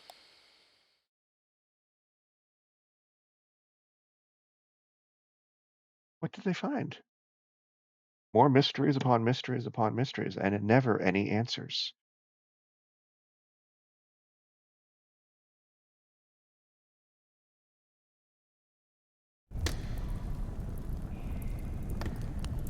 I get the feeling this is the kind of game where after I finish it, I'm going to have to watch like a 3-hour YouTube video of some guy explaining what the hell just happened. I'm okay with that. But, yeah. Race an orbit round the road and close your eyes with holy dread. We on mold and whiskey fed, drank from rivers down below. We found you, strangers. You know how to fix your damn machine. Not sure it was worth it. What did you find? Oh, soon the visions will return. What have you found? You need to scrape the mold off the timing crystal. The mold? Of course. Too much mold on the timing crystal would send the simulation adrift. Each moment lived out of sync. By all means, yes, clean the timing crystal. Alright, now I'm driving Shannon. What do you think of Andrew? Same. Okay.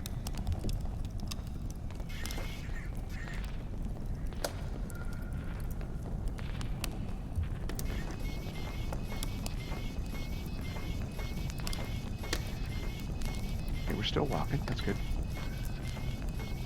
We're probably going to beat the camera there again.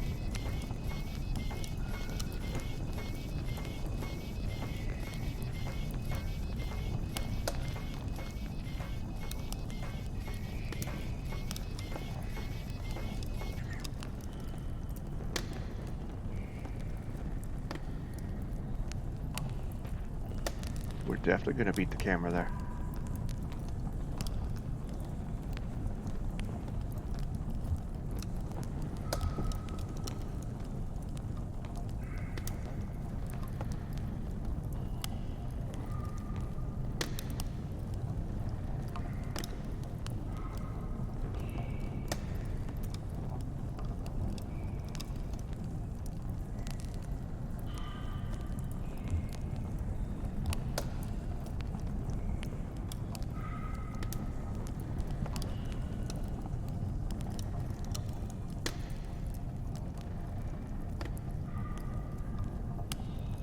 Okay, well, at least I'm here. All right. Anything that looks like a timing crystal? Yeah, right there behind the control panel. Filthy. Right. Supposed to scrape off this black moldy stuff. Weird. Following instructions. Here we go.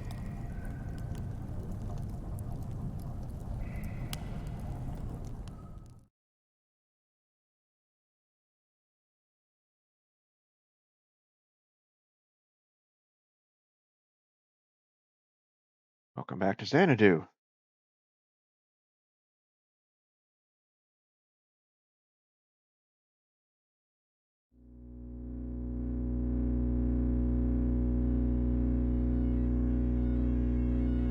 You sound less broken.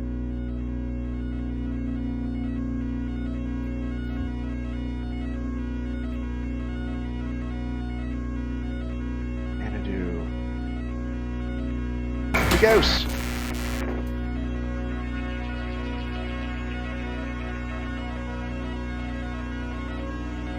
The end of road. At end of road. Okay. What are you showing me?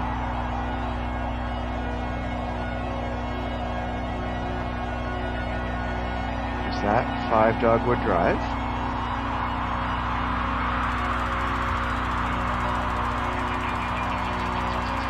Am I playing Zork? You're standing at the end of a road before a small brick building. Around you is a forest. Check out the building.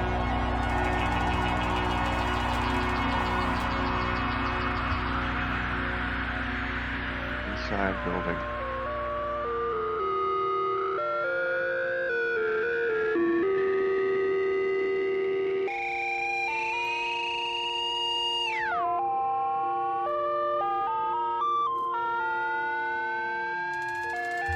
You're inside a building. Storage shed for the National Park Service. There's a sensible, modern electric lantern nearby. Yeah, let's get the lantern. Taken. Exit building. Enter forest. That's not something you can enter. Type of direction. North. Yeah, I remember my Zork. Dark. You're likely to be eaten by a grue.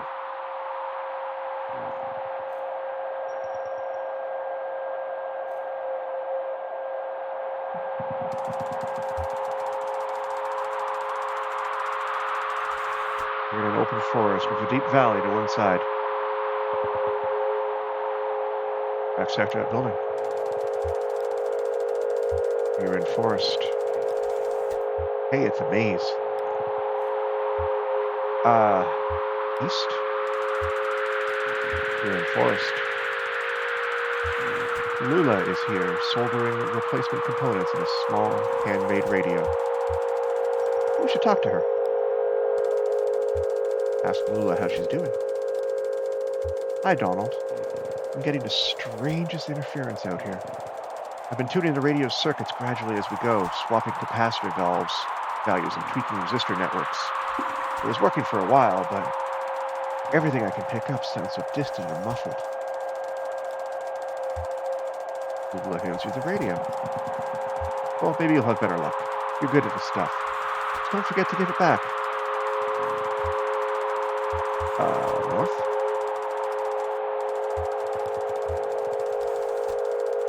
Joseph is here, tapping with a small stylus on a modified pocket braille slate. Small gray kitten, no more than a few weeks old, dozes comfortably on top of his backpack. Aw. Maybe he has something to say. Listen. Donald, I was just transcribing your footsteps. Sounded like... Joseph runs his fingers along the index card he's been tapping on from right to left. Long, weary song, drearily gone. Eerily gone. You beat a melancholy shuffle through these woods, Donald. Ha! I've been noting down the sounds of the forest, with an ear for speech, and an inborn filter for poetry, I suppose, so maybe it's just me being melancholy, after all. I'm eager to see what the poetic subsystem makes of these postcards. Let's go north again.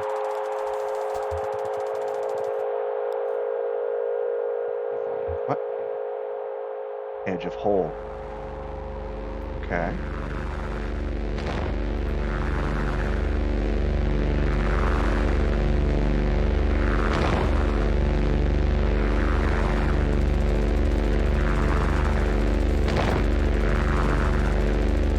Is Xanadu telling me I'm in the hole? What is Xanadu trying to tell me? You're at the edge of a massive hole. Dirt gives way to rock as the ground sinks in the darkness. The computer tied to your upper back slipped into sweat in the afternoon sun. The rope slung around your shoulder has slipped under the strap of your backpack, digging uncomfortably against your collarbone. Shine a lamp in the hole. The lamp is now on. The lamplight only reaches a few yards down the hole where the rock is coated in a slimy black hole.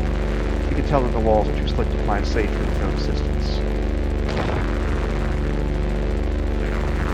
Try using the rope to climb down. Let's lean in a little bit and check it out.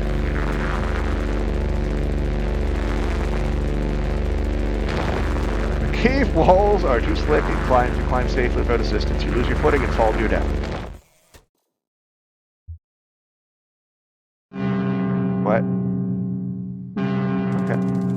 Your score was 0 out of a possible 8,192. What? I got an achievement for dying. Okay. You may continue or quit. Continue.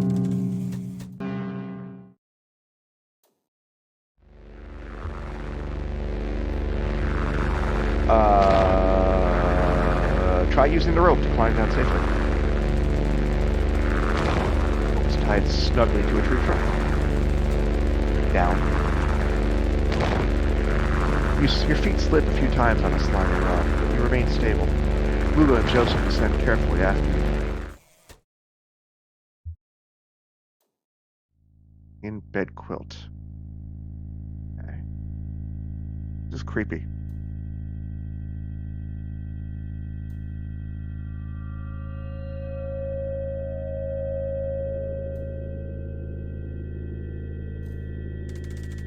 You are in bed quilt. Long east-west passage with holes everywhere. Joseph and Lula remove the computer equipment they are carrying on their backs and begin setting up. That's the last trip. Everything's down here now. Say something back to her. You make an awkward joke. Don't be so morbid. Lula looks pensive. What's the gear they're carrying? Here, Donald, we may as well take inventory. I've got the tape machine and the synthesizer parts we borrowed from the School of Music. All tuned up to my voice, so I won't have to type so much. Joseph has his slate and a punch cards he's transcribed from the poems we read him. Got the typewriter and the paper tape reader. And you've got the CRT display. How's your back holding up? What about the cave? Having second thoughts? I don't blame you. It's been unsettling down here. Weird acoustics. Earlier, as we're climbing down, I thought I heard voices for a moment. Or, not voices themselves, but the echo of voices. Singing. Kind of eerie, tuneless working song. Glad I'm not down here alone. Tell us. Hey Donald, can you help me wire up these generators? I'll assemble the synthesizer, but I could use some help with the serial interface if you have time.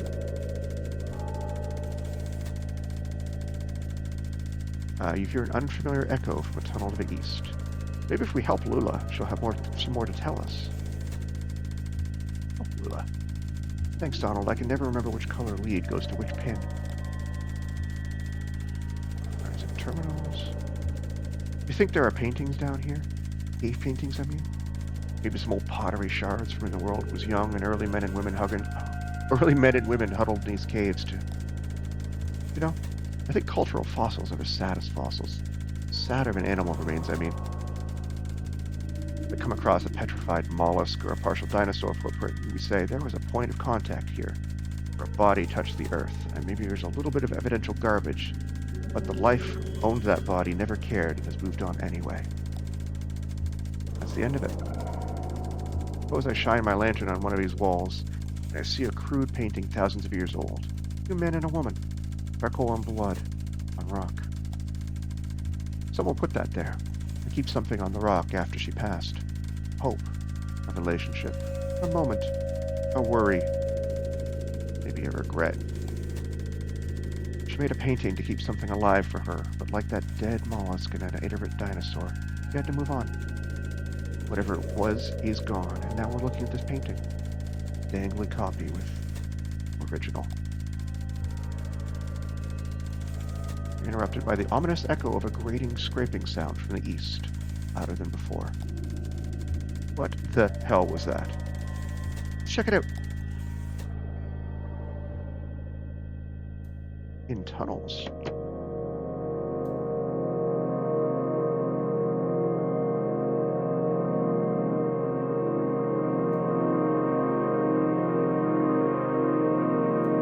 Graphics in an oscilloscope. That is very impressive.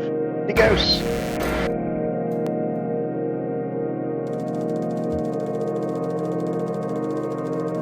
We rush down the tunnel with Joseph and Lula close behind. Got kind of intense back there. I hope they've moved on by now. The tunnel narrows, and soon you find yourself crawling on your hands and knees. Navigating the tunnel gradually becomes more awkward.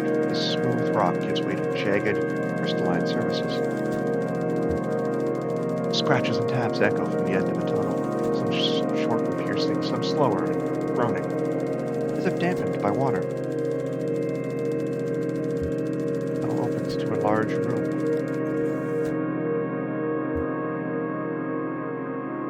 The crystal room. Rock, crystal, mud. We're going out.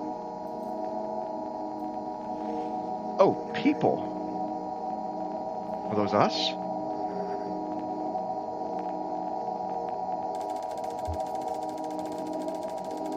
We're in a large, irregular chamber. The walls, floors, and ceiling are covered with crystalline projections. Strangers are here, scraping black mold from the crystals. They look up when you enter. One of them seems about to speak. Okay, so maybe it wasn't the miners that were making all the noise. Silly me for making assumptions. Let's listen to what he says. The stranger reaches for a box he's carrying and presses a plastic button. The box whirs to life and a crackly voice blurts something unintelligible. It slows to a deep gurgle. He looks at his companions momentarily in confused disappointment and returns his awful gaze to you. Joseph fucks off. Flees through a tunnel to the north. Lula flees through a tunnel to the northeast. I would follow Lula. Run northeast. Lula's headlamp scans across the northern passage as you run. Soft shadows loom perplexingly from floor to ceiling. You feel around to distinguish shadows from crystals, but eventually find yourselves cornered. You've hit a dead end. Who are they? Comfort her. Reassure Lula that the strangers are harmless. Are you sure? Maybe you're right. Sounds like they've gone back to work. All right. Try to pass them quickly now. Make eye contact. We'll find our way back to the equipment. Bed quilt. You are in bed quilt. Long east-west passage with holes everywhere. Lula is here, hinting for breath. Do they follow us? Where's Joseph? She seems pretty scared. I know, but never mind. I don't want to think about it. Guess we should wait for Joseph here. This is where he'll go, right? May as well wait. Time passes. Lula nervously runs her hand along a vein in the cave wall. Search for him. I only understood you as far as wanting to search. We have to be more specific.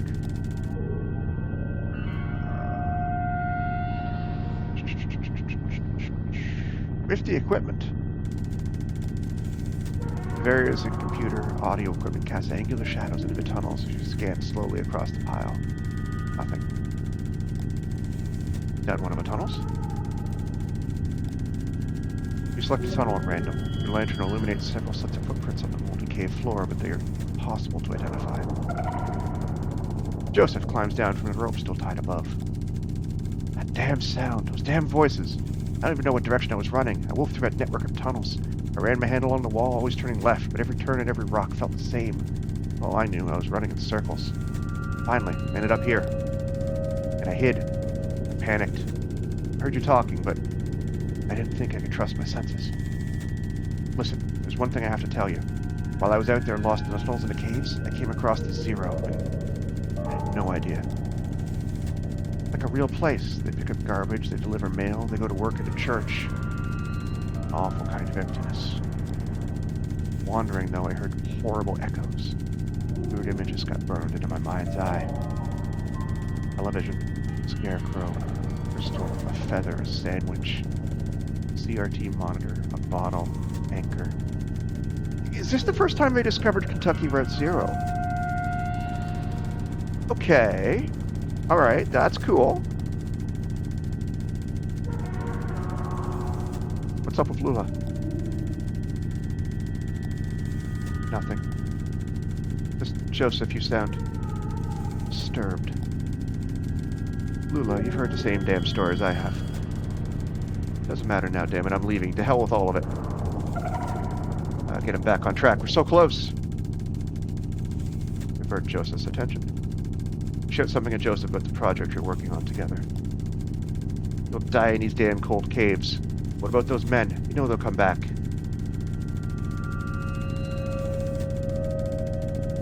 This was on the tape. Okay, cool. Alright, so that was Xanadu? That the art installation? Find somebody to start a fire. You shout something at Joseph about going deeper into the caves. You hear their voices? They'll find you, but not me. I'm going back to the surface. Stop. Your stupid fight is ringing through the whole damn cave. Joseph is right. I can't stay here. I'm leaving too. And I'm not going back to the surface. I'm taking my station wagon. I'm heading down to the Zero. Don't let her leave us here. Plead with Lula about your continued collaboration. I'll send you his tape when I'm done recording. I'll put it in the mail, and then you can see what your damn machine does with it. Yeah, this is from the thing at the end of Act 1.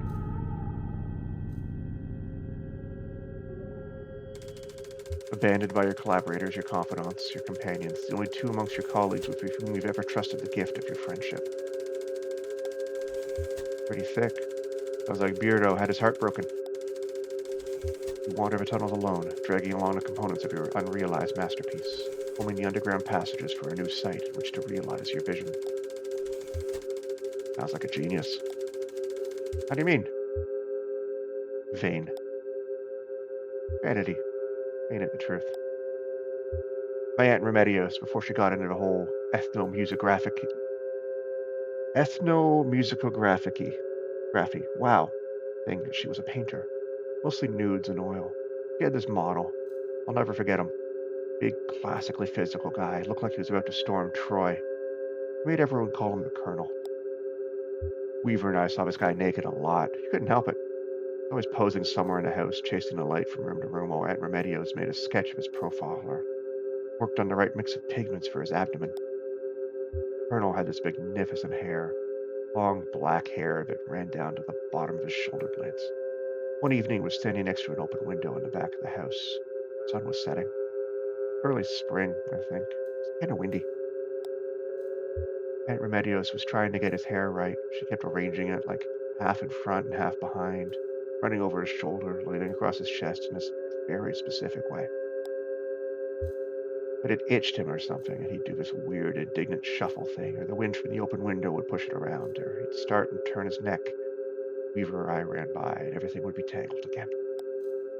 Final product was a swirl of black lines billowing around the top of his neck. Weird thing is I don't even remember his face now. Just that black swirl. Probably the best one she ever painted.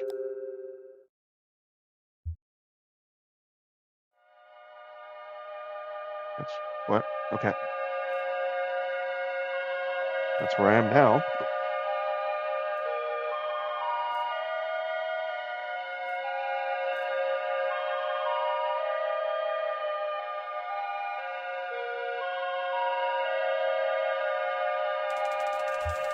After what may have been years, you stumble out of a tunnel into a cavernous, open space.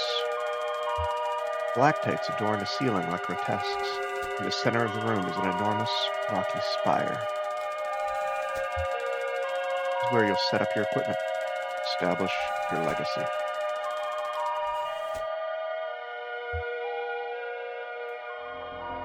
Xanadu. It's the story of Xanadu's creation. Now is the time to continue your work. 0. Realism index 37%, romance index 2%, mold coverage 0%. You may hire a new research assistant, assign assistants to a task, or sleep until tomorrow. Hire. Unloading job advertisement to university message boards. You have hired Mary Ann, who studies fine art. Hire to a task.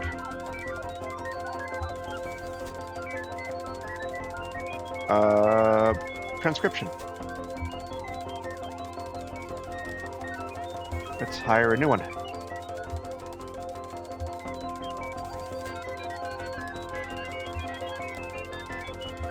Sleep.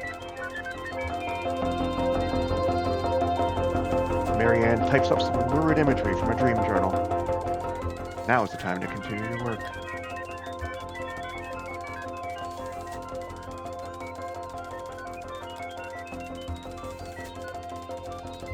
Hire? Hired Weaver? Weaver worked down here?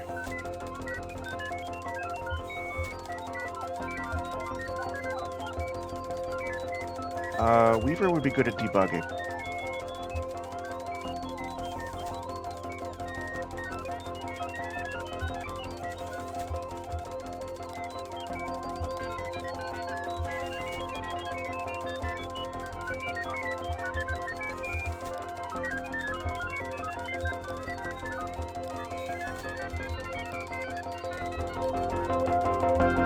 Weaver makes adjustments to the echolocation algorithm. Bats now fly normally instead of getting hung up on each other's wings and clustering together like horrible glittery tumbleweeds. Marianne summarizes the migratory patterns of bats through the tunnels. Greasy black mold is collecting on the computer equipment. Now is the time to continue your work.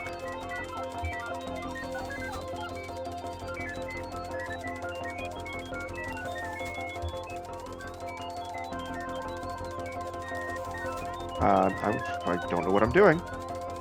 uploading a new job advertisement. Excuse me. You have hired Andrew, who studies statistics. Assign. You can be speculation.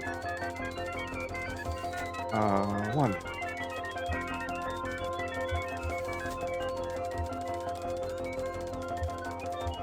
Transcription.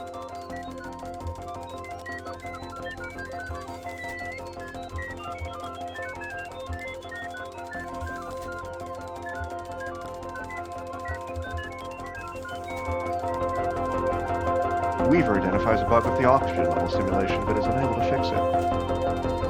Andrew extensively notates tunnel diameter as a function of length.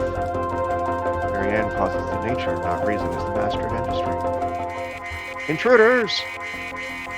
Strangers are doing something to the equipment, but you can't make out what. You hide behind a rock until they leave. Trepidation, you emerge from your hiding places. Hours later. Now is the time to continue your work. I'm not convinced this is getting us any closer to 0. Shannon, I'm with you. This doesn't seem like it's a good idea.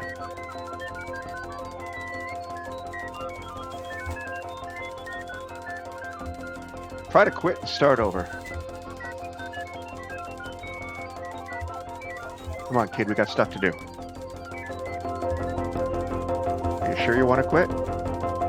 Yes. Exit.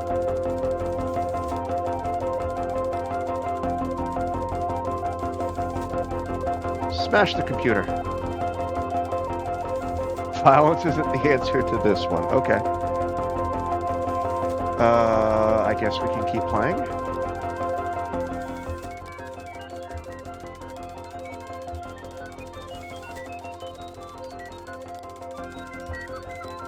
Let's hire. You've hired Rick, who studies library sciences. 2 of you to transcription.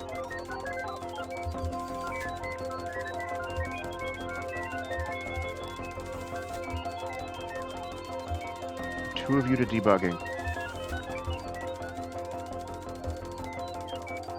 And sleep. Rick widens tunnels slightly to reduce the need for extra crouch commands. Andrew fixes some weird math for some weirder math. Weaver carefully transcribes the sounds of dripping water in all of their variations over a period of several hours. Marianne transcribed experiences. Weaver follows the strangers into the tunnels. He doesn't return. Neither do they. Now's the time to continue your work.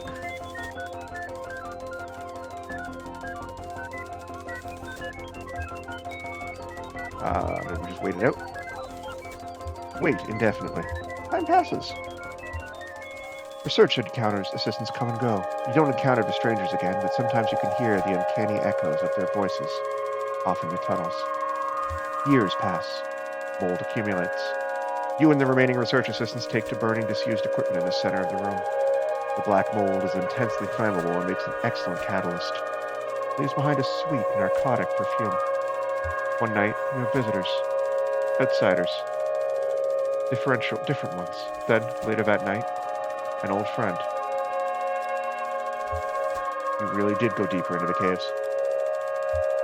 Premature and defile. Press any key to quit. Huh?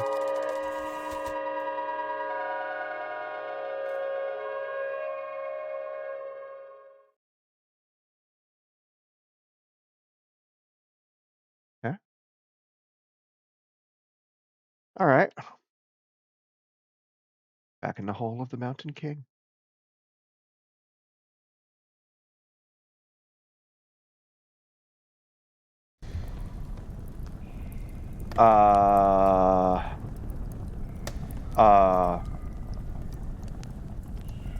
How did Xanadu know she was there?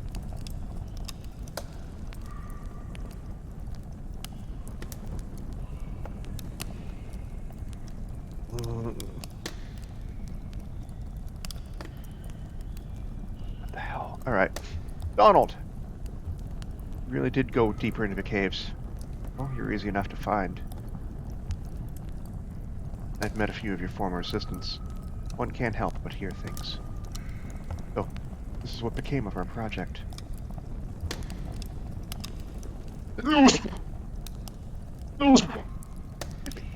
Oh, I've made some additions. Joseph stole the data tapes for the first half, so I've had some blank spots to fill. Yeah, I know. He published his version, actually. I'm sorry to report it was a bit tediously sentimental. We've been looking for you. So you found the address data? Just pass it over to Donald here. Donald, will you be a dear and crunch those numbers? We're looking to sort out a street name collision. Dogwood Drive. Bureau going to process it? I insist. I have cycles to spare. I'll just pack my pipe and get to it. I should only be an hour or so. Andrew will carry it over.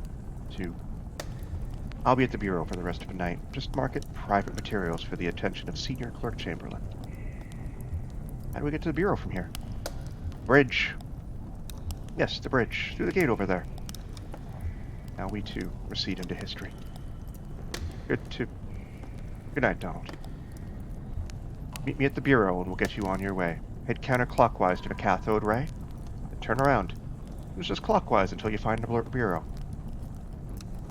Counterclockwise to the cathode, clockwise to the Bureau. Between us, I think you should drive. All right.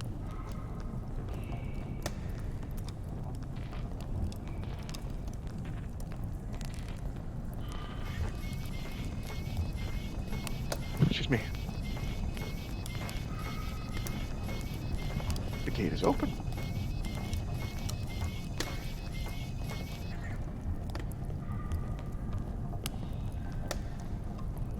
I guess I'll just head right on through. Down. Oh, sweet. Okay, so it's...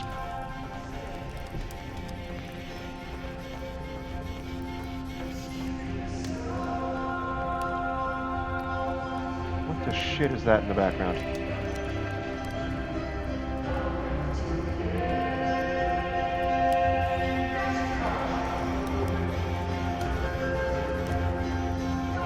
Tape recorder.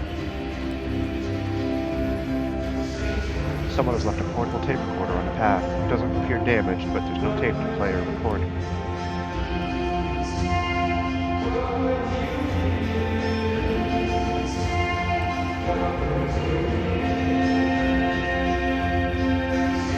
Bookshelf was carried only partway up the path here before the project was abandoned. Still useful. Peak of the spire is crowded anyway.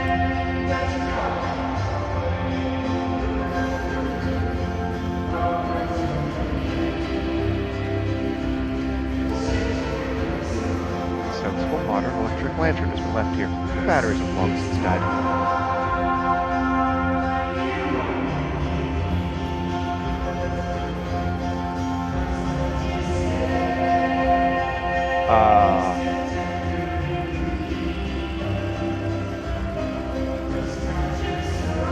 I'm on the other side of the bridge.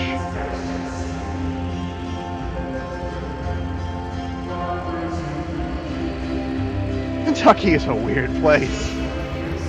Boy, how the fuck did you get here? Thanks for waiting, Blue. What have you been doing? Need a Johnny here company?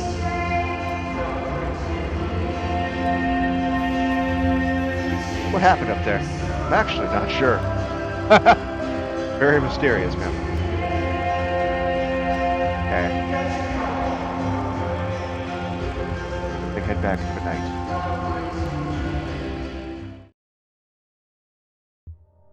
Counterclockwise. Cathode. Rope. Cathode. Clockwise until you find a Bureau.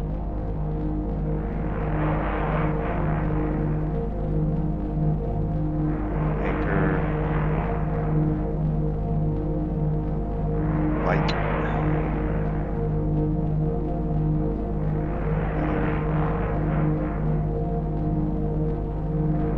Wheelbarrow.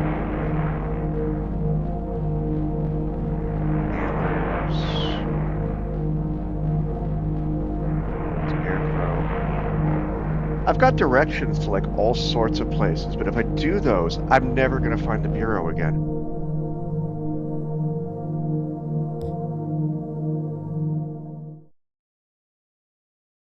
Like I feel if I could start exploring, I'll never get back on the right path. Kind of place that can suck you out forever.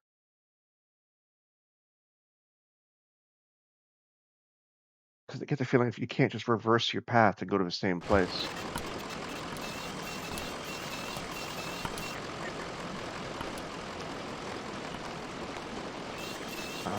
Blue,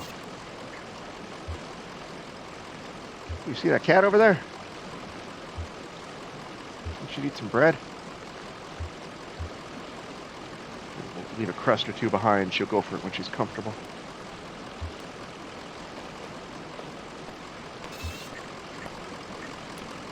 All right, Johnny and Junebug changed.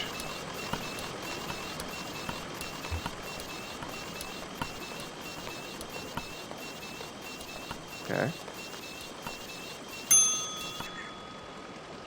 Junebug does not look like a punk anymore.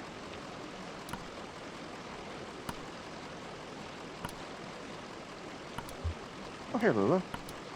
Here you are. Marianne has the rest of the evening off, so I'm minding the desk. Oh, you're not too busy? If I'm in the middle of something, I just let the phone ring. Soothing in a way. Results just came through in by courier. Good news. Dalton and his assistants were able to sort through the noise. I had Rick cross-reference the results against some of our records. All the people that she's working with here are people that were mentioned in Xanadu. He found a corresponding mail stop on the Echo River route. As it happens, the night ferry is scheduled to make its stop here shortly. The ferryman carries the mail and collects the garbage as well. I'm sure you can catch a ride out that way. You're welcome to wait here. I have to get back to packing. Are you going somewhere? I might. Feeling impulsive. And I'd like to be ready. Maybe back to Mexico. It's been years. I have one of my sculptures in a museum down there, did you know? Big, ugly iron thing. Time to have it scrapped anyway. Safe travels. Try to stay out of the water. Colder than it looks. Deep.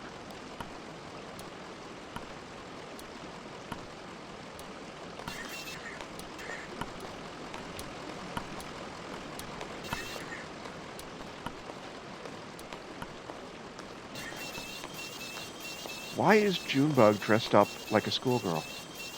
I don't get it. Or whatever the hell Junebug is.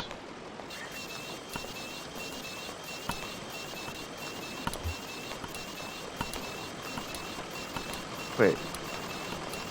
Why is Johnny in a suit?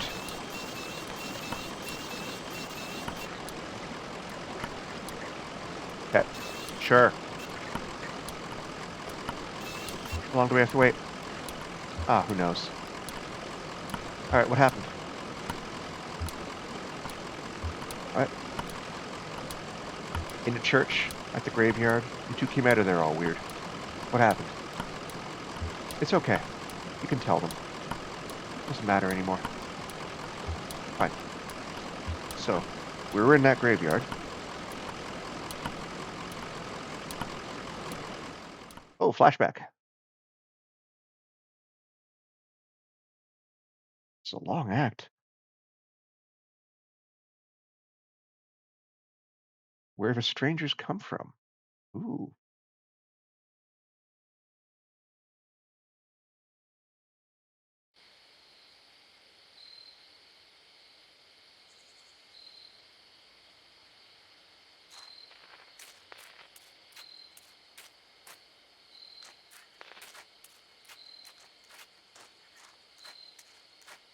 okay. Well, this can't be right. Looks like an old church. Picked this last time. Worth a look inside. Yes. Want to stay outside? Why? I, I think I saw a lizard. I'll stay with him. Okay, we'll make it quick.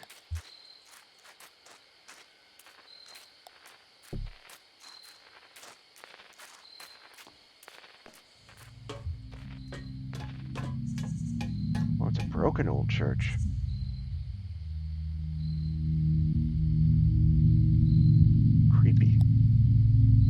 church's floor is cold metal, scuffed and flexed by unknown boot heels.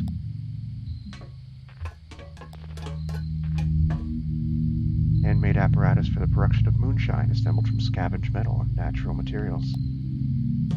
Well, at least someone was using it. Okay, I guess we sit. Why is my leg flashing? I don't know what I expected. Strangers, he kept saying. Kind of vague already, isn't it? Donald's a stranger. Hell, you and I are practically strangers. Listen, earlier in the mine. I didn't want to talk about it, but... Okay, let's get some,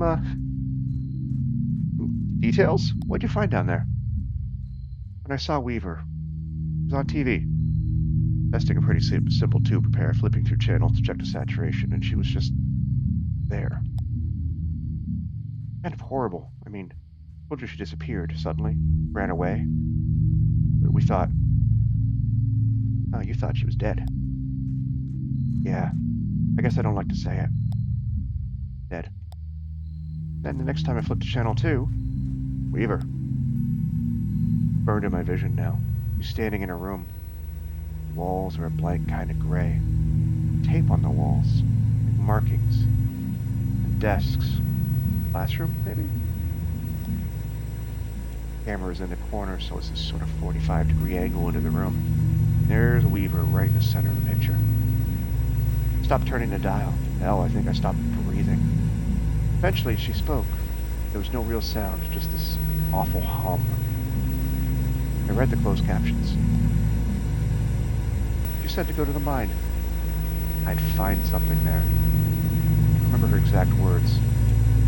Whenever I try, I get distracted. Fuzzy.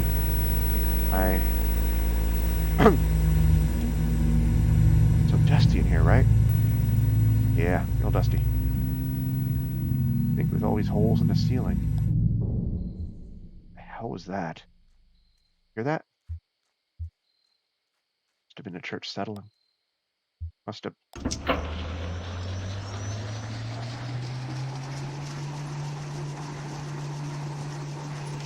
What the fuck?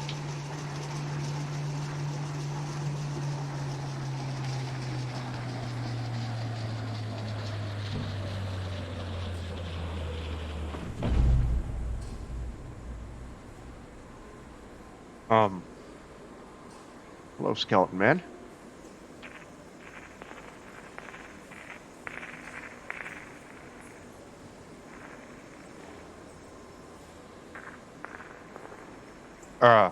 I'm in control of Skeleton Man. Okay. I'm a stranger? Visitors. The stranger activates the tape player slung on his shoulder. Crackly drawl echoes in the room. It is patient. It sounds like it should be smiling. My regrets. I hope I didn't keep you waiting long. We don't see a lot of foot traffic these days. I guess you hear about the job? Friendly only have one opening at the moment. Horrible business. We're actually looking for some information about an old computer. Certainly. I'll tell you everything you need to know. I've only just met you. I feel certain there's a place for you here. I'll just take you over to meet the dispatcher. Show you the trucks. Get you familiarized. We can converse as we go. What is this place? Oh, it's not an old church. No, I guess not, but still. It all has a kind of reverence to it. What's that smell? Like bread. Baking bread? Please, follow me.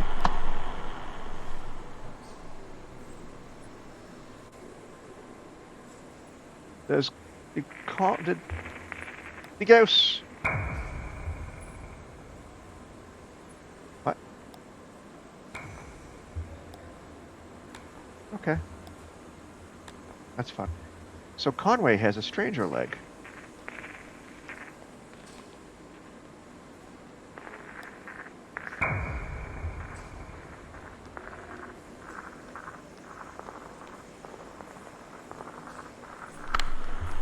I have to ask you to step in here for a moment. Just for your safety, and adjust your outfits just a little bit. Some protective headwear up on the wall back there. Please remove your shoes and eyeglasses. I'm not taking off my shoes. Oh, I understand. It's only a courtesy to... Well, do us a favor and put on the headwear anyway. Just this way.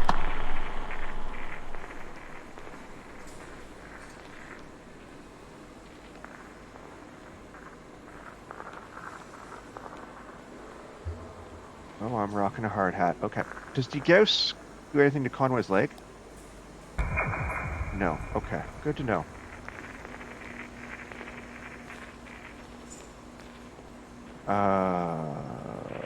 Let's put this floor first. What is going on?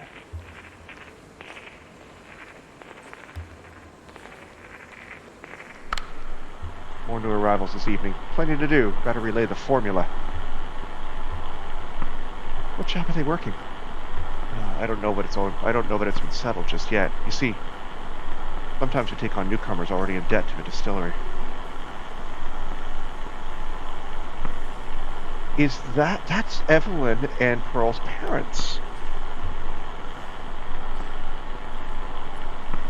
One of the foremen will find something for them to do. Chip away at their sum until it's all settled. That's what I'm doing here. Chipping away. That's what we're all doing.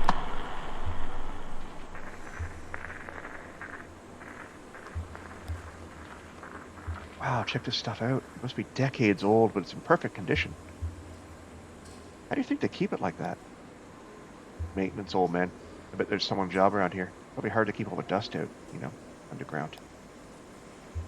That's why I got into his business, to keep old stuff like this running. Seems like such a shame to let it all just fall into ruin, you know. But the computer back in the cave. Xanadu. Decades of engineering, thousands of years of mathematics and philosophy, all petrified into living stone. I could just let that fall apart.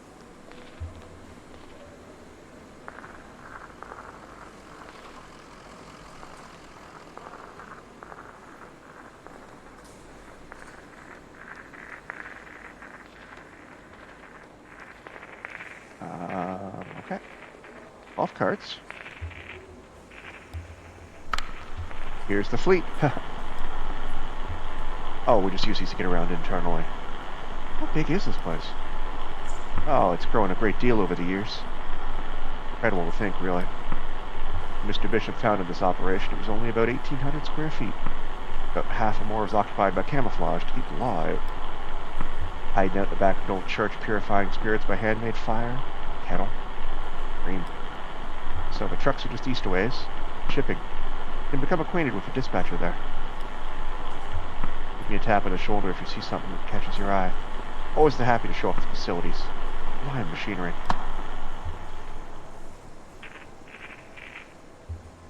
Is this the distillery?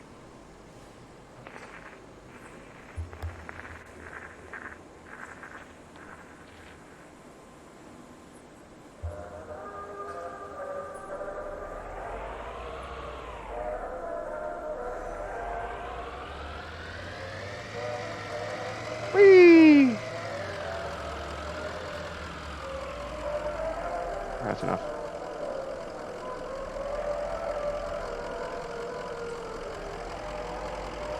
How do I get out?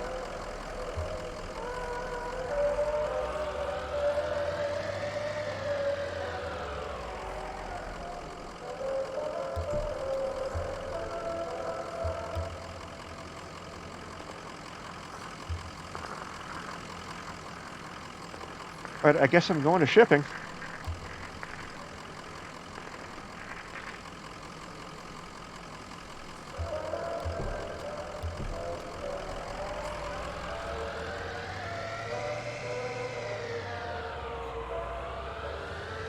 It just gets weirder.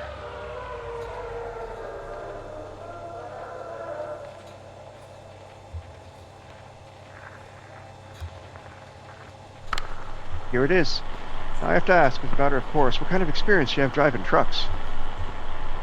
I drove deliveries for an antique shop up into this last run. Precious cargo. You'll do just fine. You can drive safely, can't you?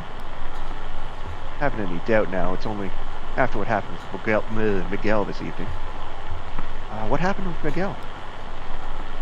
Well, the dust is still clearing, of course. Perhaps he closed his eyes a moment, or simply hit a curve too devilish. I do pity ill-fated Miguel. He was good company and slow to anger. But, we're speaking confidentially, well, with all that lost product to be repaid, bourbon and glass dashed across the interstate, a few casks, too, we're all just thankful he had no next of kin.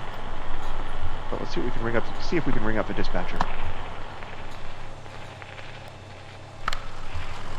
As the truck, it switches on to CB radio. A deep, monotonous voice drones from the dashboard speaker. 1020 on that load, come back. Up in the Hummingbird Cave, 1012, City Kitty. This is a good time, dispatch. We may have found Miguel's replacement. Thought you might like to get acquainted. 10-9, come again. Introduce yourself. Hello? Tell dispatch something impressive about yourself. You're very well regarded here. Folks know anything about a moldy old computer? 99 wheel holder, gotta pay the water bill. Ah, so. I'm certain to call back before long. Let's take a look around the truck, eh?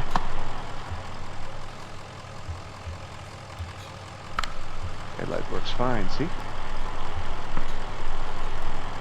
That's important. Most of our product goes out at night. You never know who you run into in the daylight, and dusk can be treacherously misleading with all that indirect light.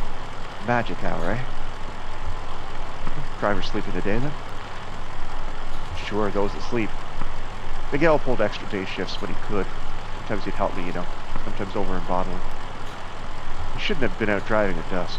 Weird shadows, soft lights. Dangerous.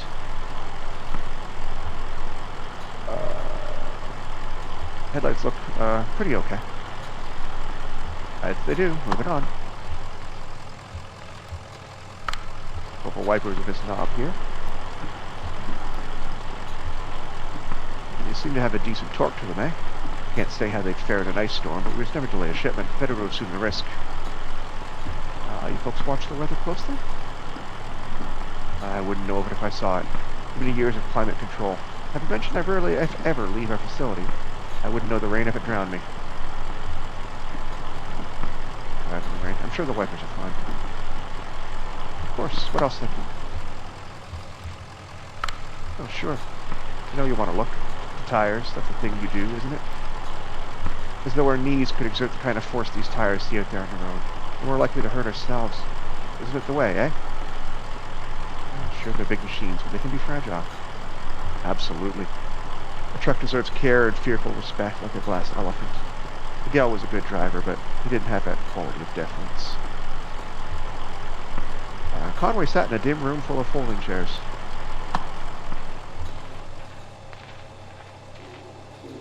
The walls and the ceiling were painted with old smoke. Someone read from the book.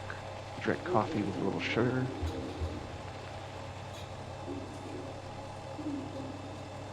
I remember flashing back. He listened. He could listen to all the things we tried. Then most people in the room were probably there by court order. Few others shared. Spoke in abstractions like a program of action, good orderly direction. Spiritual, but not religious. Religious, but not spiritual. All the things we tried. It was over. He clasped sweaty hands through a short prayer and stepped back out into the morning. Started walking. Okay, so he was an alcoholic. Good to know. He was always walking these days. Good to slow down. It felt clarifying, like a walking meditation. The road ran by a creek for a while. He took an unforeseen detour where the creek and road parted, following the edge of the water. He skipped a few stones, alone, then stopped to consider an overturned boat.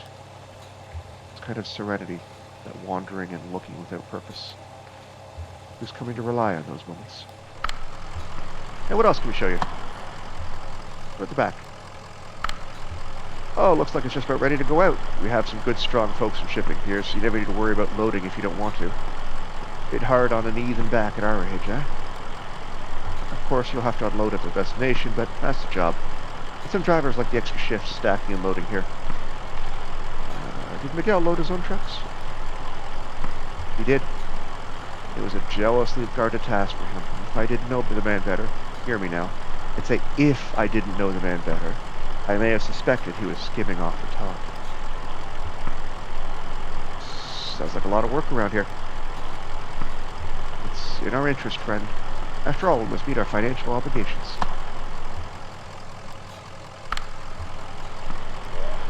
Driver, come back.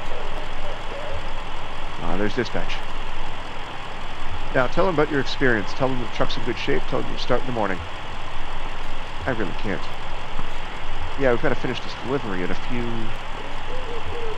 10:33 dispatch. Got 2 black eyes and a flock of crocodiles. Come back. 10:4. Back it down and prick your eyelids, driver. Come back, Lem. 10-4. Come back, wheel hoarder. Silent. Dispatch is addressing you. He's here, dispatch. Got your ears on? Good. Listen to this. So, I think that all went well. Let's head back to logistics and seal the deal, eh? And I've got one more thing to show you.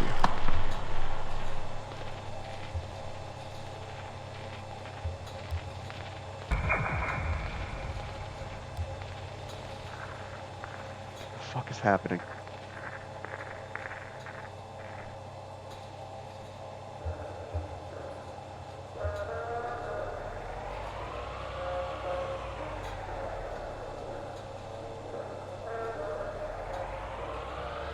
I'm a great driver.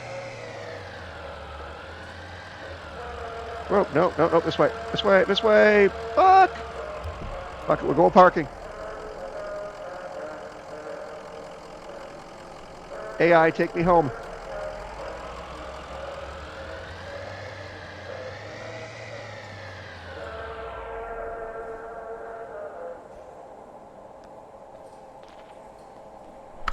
Let's head back upstairs, eh? I have one more thing to show you. Wait, we only came here looking for answers about this stupid moldy computer. Oh, the old man in the cave with the moldy computer. That black mold that's drawn to whiskey. Feeds on ethanol fumes, you see. As we age the whiskey, some of it inevitably evaporates into the air. The angels share. It goes up through the vents here and out into the caves. If we could scrape up that mold, we can usually apply some pressure and pull to it, squeeze and condense the angel share back into drinkable whiskey. Every drop counts when you're making a living on stuff. So we go down and scrape it off as equipment, just like any other place it grows.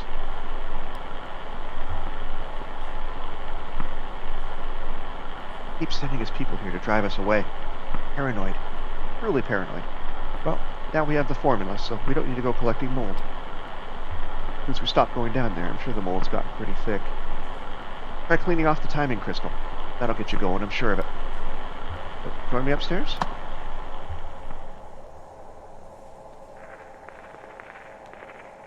Who am I controlling?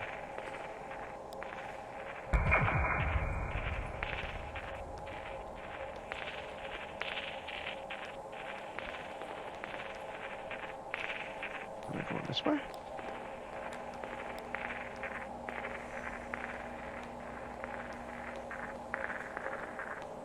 If you don't mind.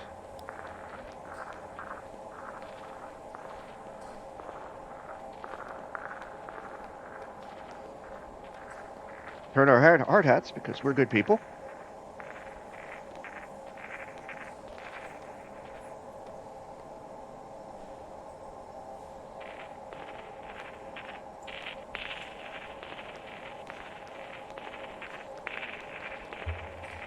Adding machine. Here it is. A beauty, wouldn't you say? An antique, you know. What is it? Why, it's an adding machine. This is where we come for our daily ritual, to calculate the day's interest and repayment according to formula. I usually do so at the beginning of my shift, so I know how many hours I need in order to keep up. Yes, I believe you'll do well here, sir. Happy to have you. Congratulations, you're hired. Wait, we can't. Customer here to start each day with a shift drink. Let's make it special, mark the occasion. This is the top shelf stuff now, single barrel. Dozen. Down the hatch. Vinum memoriae mors.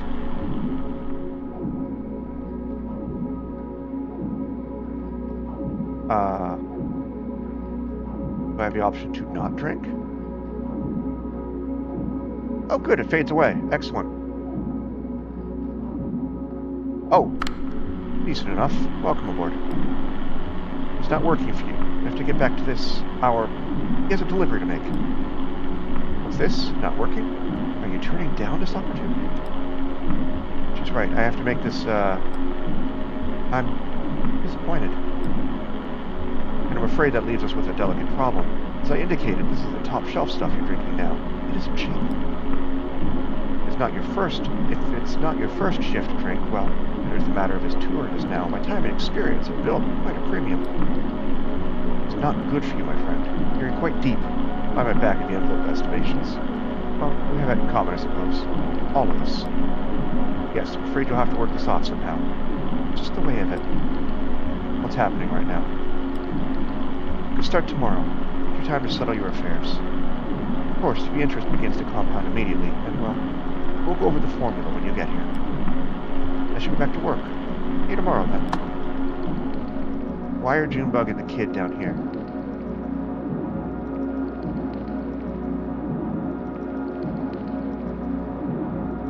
Who am I in control of? No one.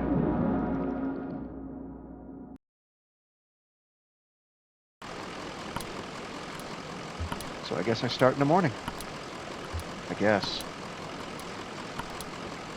I'm confused. It's just the way these things go, kid. Huh. Well, that actually still gives us a few hours to roam, right? Where's that ferry?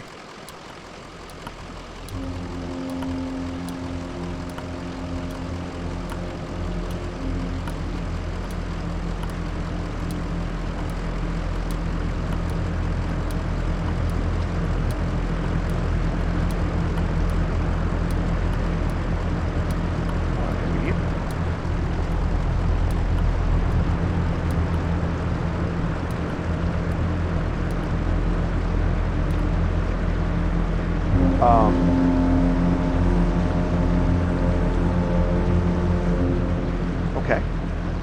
Sure. Sure.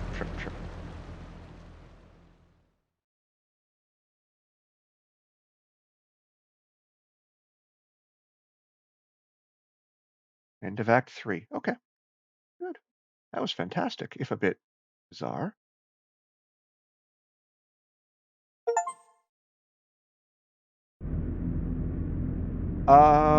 Okay. Before we move on, so let's finish up this stream or in video with the interlude. See what happens.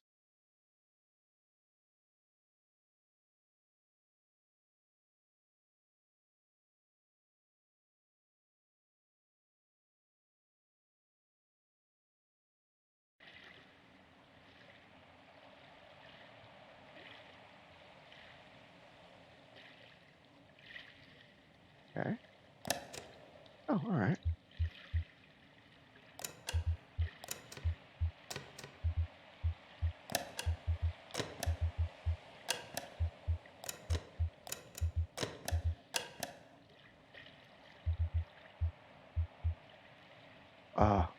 Okay. Oh, doesn't work.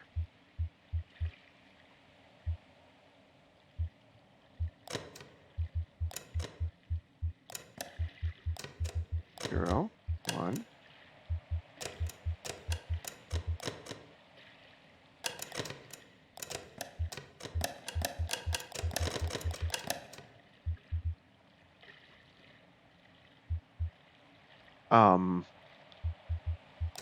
Okay.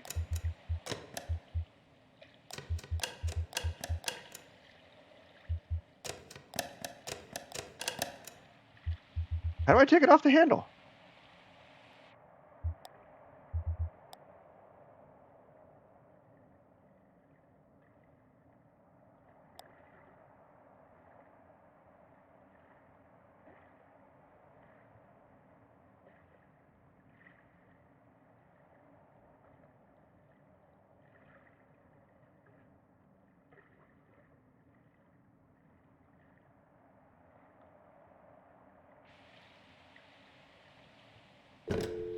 Oh, okay. That's just not something I can do in the gamepad. All right, cool.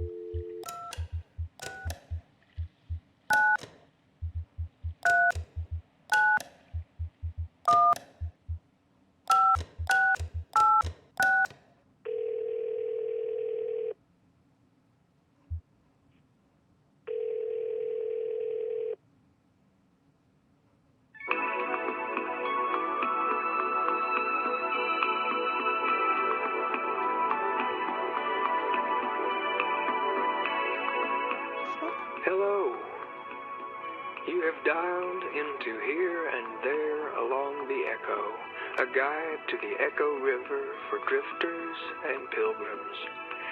This guide is a public service provided by the Bureau of Secret Tourism.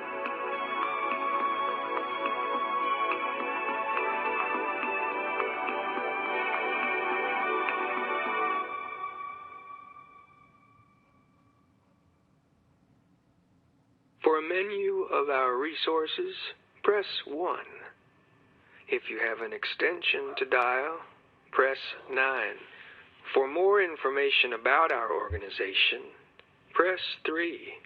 If you don't remember dialing this number at all, press 5. To hear these options again, press 0. 1.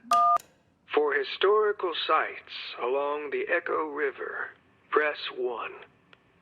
For a guide to the river's flora and fauna, press 2. For help identifying an unfamiliar sound, press 3. If you're holding a snake right now, press 4. To hear these options again, press 0. That was sinister. Well, if you're dialed into this here informational resource, then you're a certain kind of beachcombing, bat-calling sightseer. So let's take a driftwood inventory. For a diver's guide to underwater islands, press 1. For forgotten places, press 2.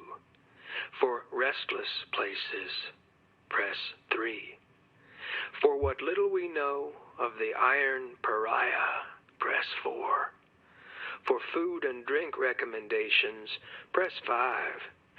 To return to the main menu, press 6. To hear these options again, press 0. For secret tourism, forgotten places are the vital spark. Take no pictures here, nor souvenirs. Write no travelogues. We will discuss these places now in vague and qualified descriptions. For the town with no roads to it, press 1. For the silo of late reflections, press 2. For the monument to something that we don't remember what it is, press 3.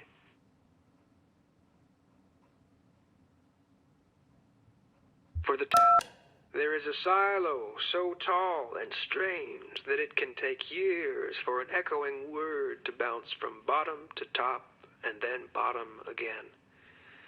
If you wait patiently, you may overhear the conversations of earlier visitors. I once had an argument there with a dear friend, but I forget what it was about, and we haven't spoken since. Maybe I'll go find out someday. For a diver's guide to underwater islands, press 1. For forgotten places, press 2. For restless places, press 3. For what little we know of the Iron Pariah, press 4. For food and drink recommendations, press 5. The Iron Pariah is just what she's called along the Echo River. Of course, she once had another name, but it's been scratched away, maybe out of shame? Or maybe she took a bend too sharply and left her true name on a rock. So, what else? We know she was in the war, but neither side would claim her. We don't know if anyone's aboard. She drifts along the water and commands a wide berth. Tourists, if you hope to document the Iron Pariah, I fear you will be disappointed. She has a beguiling way of vanishing from photographs. Steer to shore and let her be carried along in silence. Pilgrims, I wouldn't dare to interfere. For a diver's guide to underwater islands, press 1. For forgotten places, press 2. For restless places, press 3. For what little we know of the iron pariah, press 4. For food and drink recommendations, press 5. To return to the main menu, for food, press 1. If you plan your journey along the Echo to be a slow and thoughtful one, you will surely want to eat. It's true, and even advanced preparation can still fail you. Maybe the food you've packed will fall in the water and be spoiled. Or it could be stolen by a bat. Well, the water sustains all travelers. Catch it yourself in the river, or have something prepared for you at this place out on the lake.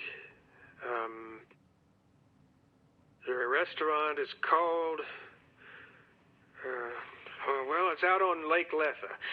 It has to be out there where the water is deepest. If you go early in the morning, you might see the diver bring in his nightly haul. Weird creatures from weird depths, fish, crabs, jellies, things we don't have proper names for at this elevation. Sam and Ida's, that's the name of it. Sam dives, Ida cooks. Unique fare and uncommon conversation, to say nothing of the decor.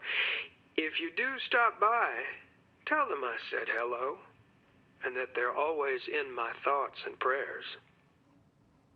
For a diver's guide to underwater I'm getting islands, creeped out. press.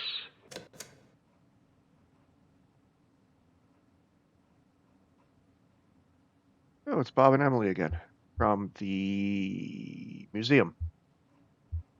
I could totally use a taco. I am starving. I was jerky on the way down. Seafood sound okay? Where's the sea? Oh, it's probably flown and frozen. Always is. I mean, it's fresh at the coast when they freeze it, so it's still like it's fresh when they bring it over here. Time slows down as you head inland. Right. Same thing for shrimp. Cool. Ready to go? Yeah, let's go. Oh, okay. Well, that was short. So that's where we're going to end it today. Act 3 was far longer than I anticipated. Tune in, I guess Thursday. Next 2 days are my days off. So yeah, tune in Thursday, 4 p.m. Eastern, as always. We're going to continue with Act 4. And let's see how, see where this weird, bizarre little tale takes us. Until then, thanks for watching. Follow me if you can. Like, comment, subscribe if it's YouTube. Yeah. See you along the zero. Have a good one.